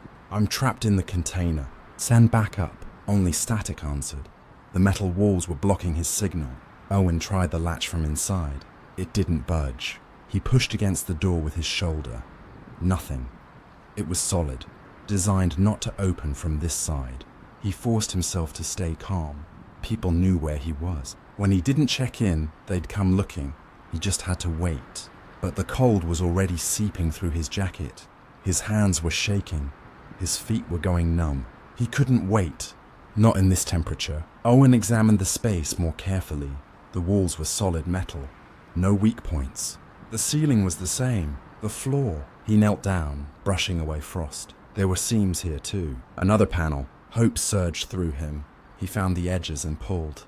The floor panel lifted easily, revealing a space beneath. A crawl space, maybe. Or access to the container's undercarriage. Owen aimed his flashlight down. It wasn't a crawl space. It was a room. Another hidden compartment, this one below the container, and it was bigger than should be possible. The space extended beyond the container's footprint, as if it somehow existed outside the normal dimensions. But that was impossible. Owen stared into the space, his mind struggling to process what he was seeing. The room below was furnished. He could see a table, chairs, a cot in the corner, personal items scattered around, a jacket, a thermos, a radio, as if someone had been living down there. His flashlight caught movement. Owen jerked back, nearly dropping the light. Someone was in the room below, a figure standing in the corner with its back to him, wearing dark clothes, perfectly still. "Hello," Owen called down. "Can you hear me?" The figure didn't respond, didn't move. "I'm a border officer. You need to come up here. It's dangerous." Still nothing. Owen's mind raced. This was a smuggling operation. Had to be. Hidden compartments, false walls. Someone had been using this container to move people across the border. But why was it so cold? And why had it been abandoned? "I'm coming down," Owen said. He didn't want to. Every instinct told him to find another way out, but he needed answers. And if someone was trapped down there, possibly injured or hypothermic, he had an obligation to help. He lowered himself through the opening, his boots finding a metal ladder attached to the side. He climbed down carefully, his flashlight clenched between his teeth. The room was larger than it had appeared from above. Impossible large. Owen's flashlight beam couldn't find the far wall. The space just extended into darkness, much deeper than the container could possibly contain. The figure still stood in the corner, motionless. Owen approached it slowly, hand resting on his service weapon. "Border Services, I need you to turn around and identify yourself." The figure turned. It wasn't a person. Owen stumbled backward, his flashlight beam revealing what he'd mistaken for a human form. It was a frozen mass of condensation and ice, shaped vaguely like a human. The cold had formed it somehow, water crystallizing in the air and accumulating in this shape. But shapes like that didn't form naturally. Something had to create them. Something had to stand there long enough for the ice to accumulate around it. Owen's light swept the room, and he saw more of them. Dozens of frozen shapes standing throughout the space, all facing the walls, all perfectly still. He backed toward the ladder, but his light caught something else. On the table, a document. Papers frozen together, but still readable. Owen grabbed them, his fingers screaming in protest at the cold. He held them under his light. Shipping manifests, multiple ones dating back months. Different companies, different origin points, but all routed through this warehouse. All for containers that supposedly carried industrial equipment and handwritten notes in the margins recording what was actually in the containers. People, dozens of people smuggled in hidden compartments. But the last entry made Owen's blood freeze colder than the air around him. Container 4799B. Hidden compartment failed to maintain safe temperature. Refrigeration unit malfunction. All occupants lost. Recommend disposal of unit and contents. Owen looked at the frozen shapes around him. They weren't condensation formations. They were people, frozen solid, still standing in the positions they'd been in when the temperature dropped, when the cold had killed them faster than they could react. The compartment had been designed as a smuggling chamber, climate controlled, hidden from scans, but something had gone wrong. The temperature regulation had failed, reversed. The hidden space had become a freezer, and now Owen was standing in a mass grave. He ran for the ladder, documents forgotten. His hands found the rungs and he climbed, muscles screaming, lungs burning with frozen air. He reached the upper compartment and pulled himself through the floor panel. The door, he had to get through the door. Owen threw himself against it, hammering with his fists. "Help! Someone help me." His radio crackled suddenly, signal breaking through. "Draw 3, UPI. I'm trapped in the container. Send." The voice cut off, but it had come through. They knew he was in trouble. Owen sank against the door, trying to conserve warmth. His whole body was shaking now. Violent tremors he couldn't control. The cold was winning. He looked at the floor panel. It was still open. Darkness visible below. And from that darkness he heard something. Footsteps. Slow and heavy, coming up the ladder. Owen's heart hammered. He scrambled away from the opening, pressing himself against the far wall. His flashlight beam found the opening just as a hand emerged, pale, covered in frost, fingers bent at wrong angles. The frozen form pulled itself up through the floor panel. What Owen had thought was an ice sculpture moved with terrible purpose. It stood in the compartment with him, water dripping from its frozen clothes, and turned its head toward him. Where its face should be was just smooth ice, but Owen could see the shape of features underneath. A person perfectly preserved in frozen death. It took a step toward him. Owen pressed against the wall, nowhere left to go. The thing moved closer, raising one frozen hand. Metal rang against metal. The door behind Owen swung open and hands grabbed him, pulling him backward into the main warehouse. Got him, he's here. Colette Mercier, the warehouse watchman, hauled Owen out of the container. Behind her stood Ambrose Keating, the rail inspector who'd been doing rounds in the area. Owen collapsed on the warehouse floor, gasping. He pointed at the container. There's inside there people. Colette and Ambrose exchanged glances. Ambrose climbed into the container with a flashlight, Colette following. Owen forced himself to stand, his legs barely supporting him. He stumbled to the container entrance. The hidden compartment door was closed. No sign it had ever been open. The floor panel was sealed shut. There's nothing here, Ambrose called out. Just boxes. What did you see? The hidden room. The frozen. They were down below. Colette emerged, shaking her head. Owen, there's no hidden room. No false walls. Just a standard container with boxes of equipment.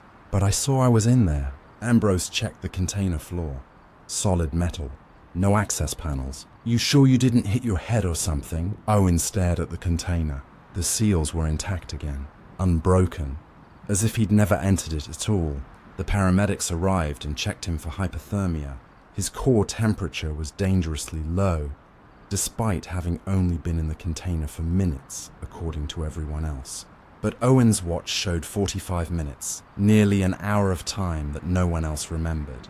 They drove him to the hospital, treated him for cold exposure, and sent him home with orders to rest. Owen never returned to that warehouse. He put in for transfer to a different zone, citing health concerns. Request approved, but before he left, he did some research. Container 4799B, the number from the manifest he'd seen in the frozen room. He searched shipping records going back years. The container existed, had been in use for 5 years, running regular routes through the Great Lakes shipping network. Then, 8 months ago, it had been reported lost, fallen overboard during a storm, sunk in deep water. But here was the strange part. 3 weeks after it was reported lost, Customs had logged it passing through this very warehouse, sealed and unremarkable, carrying a shipment of industrial equipment that no one ever claimed. And the weight had been off, 2,000 kilos less than manifest, about the weight of 8 to 10 human bodies. Owen found reports of missing people, migrants mostly, desperate people willing to pay smugglers for passage. Across the border, 36 names over the course of 6 months, all last seen near border crossing points. All disappeared without a trace. The numbers matched. The timeline matched. Owen submitted his findings to the investigation unit. They thanked him for the information and promised to look into it. But when he checked back weeks later, the file had been closed. No evidence of smuggling operation. No evidence of modified containers. No evidence of anything. The warehouse was demolished 6 months later. Some kind of foundation issue. According to the official report, the ground underneath was unstable, unsafe for continued use. Owen thinks about that sometimes, about the cold room that existed below the container, about space that extended impossibly beyond normal dimensions, about how you'd build something like that, what you'd need to create a pocket of space that shouldn't exist that existed between here and somewhere else, and about what happened when that space failed, when the temperature regulation broke down in that pocket, filled with cold from wherever it connected to, cold from somewhere that should never touch the living world. The frozen people are still there, he thinks, still standing in that impossible space, still waiting for someone to find them. But no one will, because the space only opens sometimes when the conditions are right. When someone looks in the right way, at the right angle, and sees what shouldn't be there. Owen sometimes wakes at night, convinced his bedroom is too cold. He checks the thermostat, normal temperature, but the feeling persists. And in his dreams, he's back in the container, back in the cold room, and the frozen shapes are moving, turning to face him, their ice-covered features reflecting his flashlight beam. They're trying to tell him something, trying to warn him, but their mouths are frozen shut, and all that emerges is the sound of wind through ice, the sound of cold spaces opening where they shouldn't, the sound of death that comes from somewhere that isn't quite here, isn't quite anywhere. Colette Mercer retired early 6 months after the incident. She told anyone who asked that it was health reasons, but she told Owen in a brief phone call what she'd really seen that day in the warehouse. When she'd entered the container to pull him out, she'd seen the hidden panel, seen it standing open, frost pouring from it like smoke, seen shapes moving in the darkness below. But when Ambrose had followed her and seconds later, it had all been gone. The panel sealed, the frost vanished, just a normal container with normal boxes. She'd convinced herself it was a trick of the light, but she couldn't convince herself why her hands had been covered in frost, why her fingerprints had frozen to the metal door, why she'd needed treatment for frostbite on a November day when the temperature was barely below freezing. Owen thanked her for telling him, thanked her for pulling him out when she did, because he knows what would have happened if he'd stayed in that cold room any longer. He'd seen the frozen shapes for what they were. Dead people, yes, but not quite dead. Preserved in that impossible space, in that pocket between worlds, still aware, still conscious, frozen, but not freed. Still standing there in the dark, waiting for the door to open again, waiting for someone to find them, waiting to be released from the cold that had claimed them. Owen carries a copy of the missing persons reports with him, 36 names.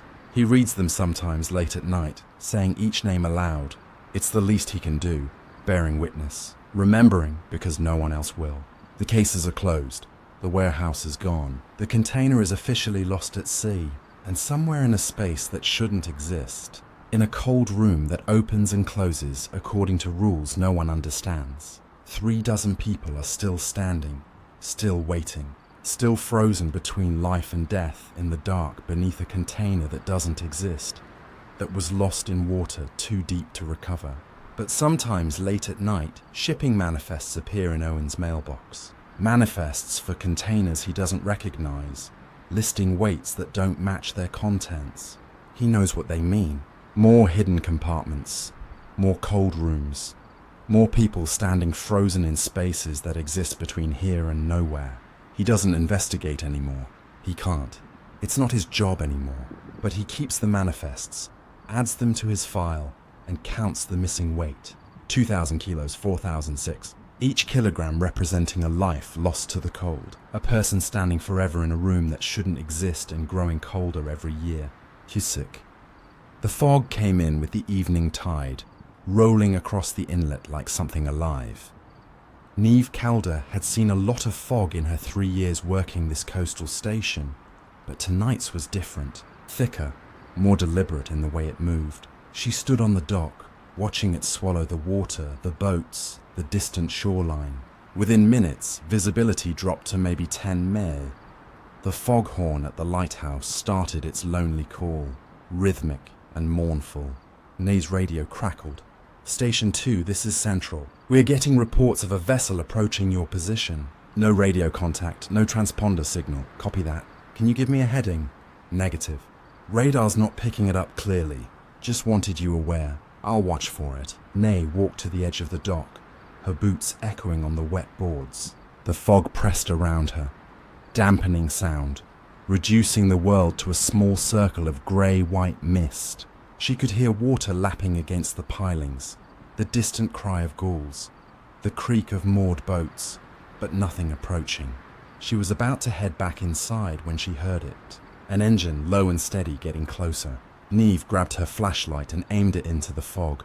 The beam barely penetrated a few meters, reflecting back at her off the moisture-laden air. The engine sound grew louder. Then a shape emerged from the grey. A fishing boat, maybe 25 ft long. White hull with blue trim. Single mast cabin in the front. It was moving too fast for the conditions. No running lights, no one visible on deck. "Vessel approaching Station 2, Neve called out through her megaphone. "Cut your engine and prepare for inspection." The boat continued forward, not slowing. It was going to hit the dock. Neve jumped back as the boat's bow struck the pilings with a hollow thud. The impact should have thrown anyone on board forward, but no one appeared. No one called out. The engine continued to idle. Nev secured the boat with mowing lines, then climbed aboard carefully. The deck was wet with more than just fog. Seata slushed in the bottom, an inch or two of cold Pacific water. "Border services," she called out. "Anyone aboard?" Silence, just the engine's rumble and the slush of water. The cabin door was closed. Neve tried the handle unlocked. She pushed it open and shone her flashlight inside. Empty. No one at the controls. No one in the small space behind the pilot's seat. But the engine was warm, very warm. Someone had been running this boat recently. Within the last few minutes, Neve checked the controls. The key was in the ignition, turned to the on position. The throttle was set to idle. Everything looked normal, as if the pilot had just stepped away for a moment. On the seat beside the wheel sat a logbook. Neve picked it up, flipping through the pages. Standard fishing entries, dates, locations, catch details. The handwriting was neat and consistent. The last entry was from today, 6:47 p.m., just over an hour ago. Heading in, weather turning, should make harbour by 7:30. But it was 8:15 now, and there was no one aboard. Neve examined the logbook more carefully. The last page had been torn out, not neatly, ripped away, leaving a jagged edge. The page before showed the impression of whatever had been written on the missing sheet. She angled it under her flashlight, trying to read the indentations. She could make out fragments. "Not right in the water. Following us." The rest was too faint to read. Neve stepped back onto the deck and checked the boat thoroughly. Fishing gear was secured properly. Nets were folded and stowed. Ice chest contained a decent catch, salmon mostly. Everything indicated a normal fishing trip except for three things. First, the engine was warm, but the exhaust smelled wrong. Not like diesel fuel, more like salt water, as if the engine had been flooded and dried out, then run again. Second, the anchor was deployed. The line ran down into the water, taut and stretched, but they were at the dock. Why would the anchor be down at a dock? Third, the fishing nets. They were clean, too clean. No seaweed, no barnacles, no debris. Nets that had been in the water should have something clinging to them. But these looked like they'd been scrubbed or like they'd been somewhere water doesn't grow things. Nave radioed Central. "Station 2. Vessel has arrived but no crew aboard. Engine running. Appears to have been in use within the last hour. Requesting backup and identification of vessel. Copy. Stand by." While she waited, Neve examined the boat's registration. The name was painted on the stern. June's Promise. Registration number matched the paperwork in the cabin, owned by someone named Sylvan Russo. Commercial fishing license home port, 20 km north at Tofino. The radio crackled. "Station 2. We've got information on that vessel. Registered to Sylvan Russo." He called in a distress signal this afternoon at 5:23 p.m. Said his engine was failing and he was taking on water. Coast Guard responded but couldn't locate him. Last GPS position was about 8 km offshore. Neve looked at the engine. Still idling smoothly. "This engine's running fine. No signs of water damage, except it smells like it was flooded." "Copy. We're contacting the owner and sending Coast Guard to your position." Neve stepped off the boat back onto the dock. Something about the vessel made her skin crawl. It was too neat. Too clean, like someone had prepared it for inspection, or like it had come from somewhere very far away. She walked around to examine the boat from different angles. That's when she noticed the water line. The boat sat too high, way too high for a vessel that should be loaded with fuel, gear, and catch. It was riding like it was empty, like it weighed almost nothing, but she'd seen the ice chest full of fish, seen the gear and supplies. The boat should be sitting deeper. Neve climbed aboard again and checked the hold, full of equipment, just as she'd seen. She hefted the ice chest, heavy, probably 50 kilos of fish, but the boat still rode too high. She went back to the cabin and looked at the GPS unit. The screen was on, showing a route. She pressed the history button. The GPS showed the boat's path for the last 12 hours. Starting from Tofino at 4 hours a.m., heading out to the fishing grounds. Normal route, nothing unusual. Then at 5:23 p.m., right when the distress call was made, the GPS track did something impossible. It jumped. Not a smooth movement, but an instant relocation. One moment, the boat was 8 kilometers offshore. The next, it was 40 kilometers south, then 20 kilometers east, then right back to the original position. The positions formed a pattern, a perfect triangle, each point about 30 kilometers from the others. The boat had somehow been in 3 places at once, or moved between them so fast the GPS couldn't track it properly. Then the track went blank for 37 minutes. When it resumed, the boat was here at the dock, as if it had simply appeared. Nay's hands were shaking slightly as she photographed the GPS screen. This wasn't right. None of this was right. She heard footsteps on the dock. June Callister, the skiff pilot who worked the inlet, approached through the fog. "Hey Nave, that's Sylvan's boat, isn't it? He okay? He's not aboard." "You seen him today?" June frowned, coming closer. "Yeah, actually, I saw him heading out this morning." He waved. "Seemed fine." She peered at the boat. "That's strange. What is the nets?" "They're clean." "I noticed that too." "No, I mean really clean. Sylvan never cleans his nets like that. Says the smell attracts fish." June climbed aboard and examined the nets more closely. "These look brand new, but I know he was using old ones. I sold them to him myself 2 years ago." Neve watched June handle the nets. "Could he have replaced them?" "Not without me knowing. I'm the only supplier within 50 kilometers. June's expression darkened. "These aren't his nets." "Then whose are they?" "I don't know. But they weren't made around here. Look at the weave." Neve looked. The nets were woven in a pattern she didn't recognize. Tight, intricate, more like fabric than typical fishing net. "And another thing," June continued, pointing at the water in the bottom of the boat. "This isn't sea otter." "What do you mean? Taste it." Neve dipped her finger in the water and touched it to her tongue, then quickly spat. "That's fresh water." "Exactly, we're in a saltwater inlet. The boat should have sea otter in the bottom if it took a wave or leak. But this is fresh, clean fresh water. Almost like what?" June was quiet for a moment. "Like rain or condensation. Like water that came from somewhere it shouldn't come from." Neve's radio crackled. "Station 2. We've made contact with Sylvan Russo." Neve grabbed the handset. "He's all right. He's at home. Has been since this morning. Says he never took the boat out today." "That's impossible. Someone radioed a distress call from this vessel. He's very clear about it. His boat's been at his dock all day. He's looking at it right now." Neve felt cold. That had nothing to do with the fog. "Central, I'm standing on Sylvan Russo's boat. Registration matches. Name on the stern matches. It's his boat." A long pause. "Stand by." Neve looked at June.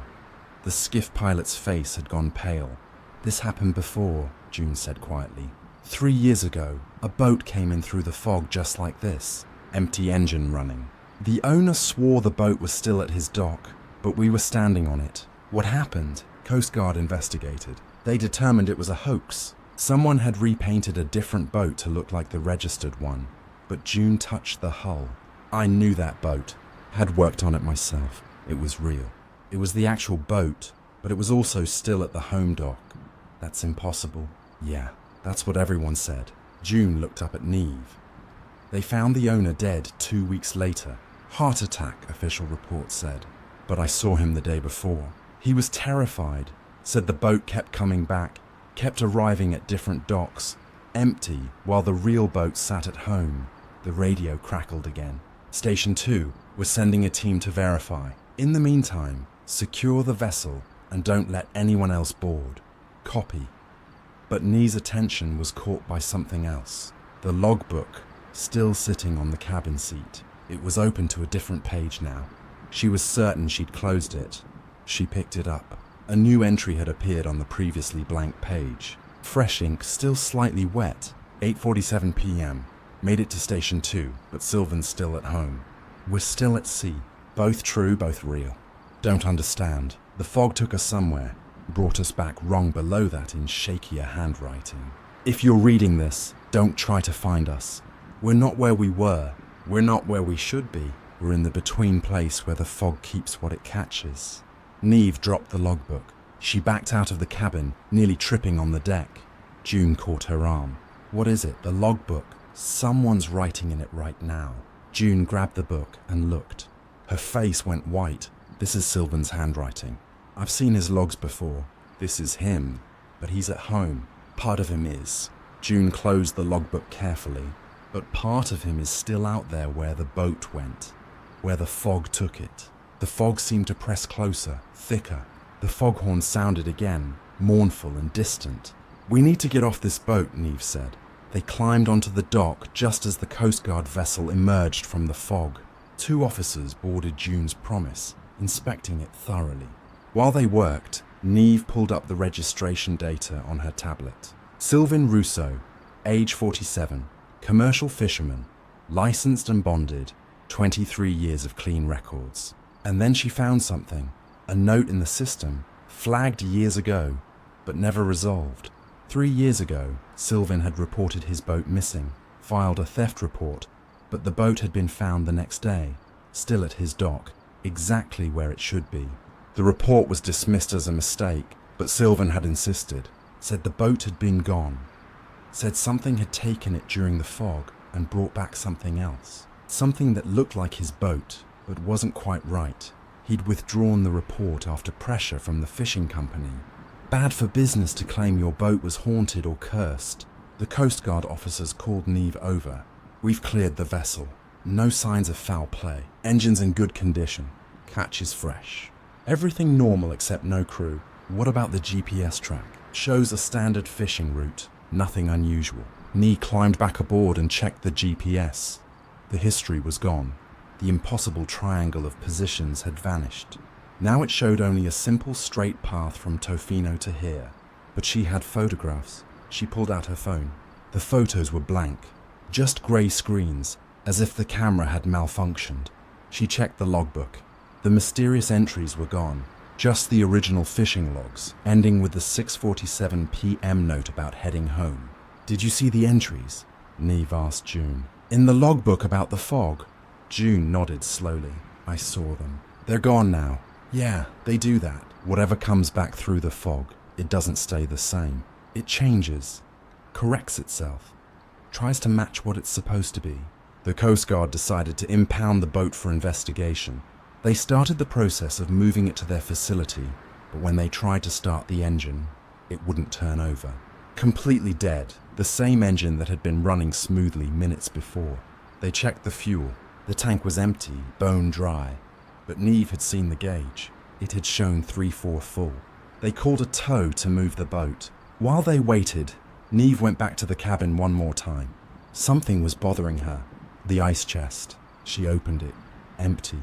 No fish, no ice, just bare metal. But she'd seen the fish. Had watched the Coast Guard officers confirm the catch. She grabbed one of the officers. Where's the catch? The salmon. He looked at her, confused. What catch? Boat was empty when we boarded. No, there were fish. 50 kilos at least. Ma'am, the hold is empty. Always has been. Neve opened every compartment, every storage space. All empty. The fishing gear was gone. The supplies were gone. Even the nets June had examined had vanished. The boat was hollow. A shell, nothing but an empty hull. June found her sitting on the dock an hour later after the boat had been towed away. You okay? I don't know what I saw. What was real? All of it was real, and none of it was. June sat beside her. The fog does that. Takes things. Brings them back wrong. Sometimes it takes people. Where does it take them? Somewhere else. Somewhere that's here, but not here. Between places. June looked out at the fog-shrouded water. I think Sylvain went there 3 years ago. Not all of him, just enough. Enough that part of him is still out there, still fishing, still trying to come home. But he's at his house right now. Part of him is.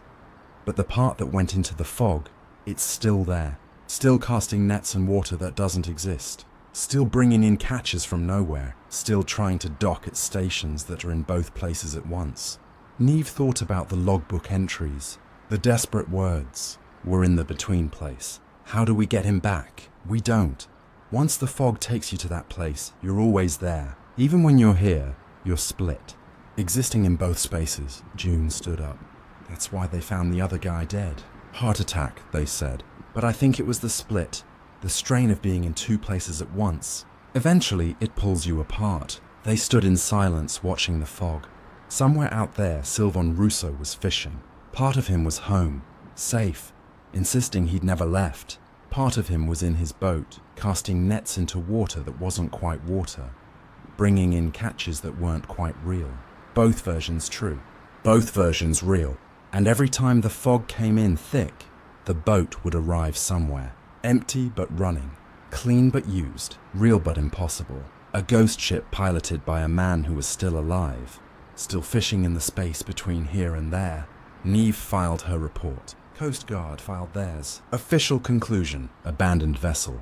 Owner located in safe. No crime committed. Case closed. But Niamh kept the photographs even though they were blank.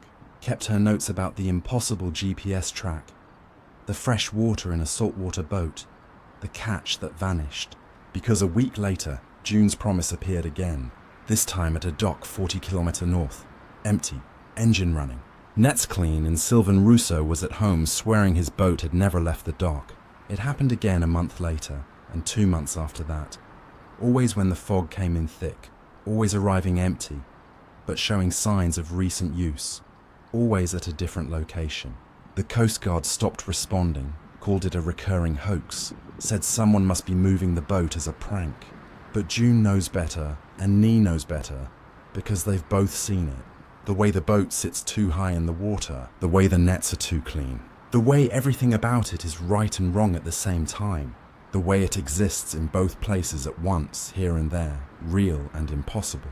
And sometimes on very foggy nights, Niamh stands on the dock and listens. Past the foghorn, past the galls, past the lap of water on wood, she hears an engine, low and steady, getting closer.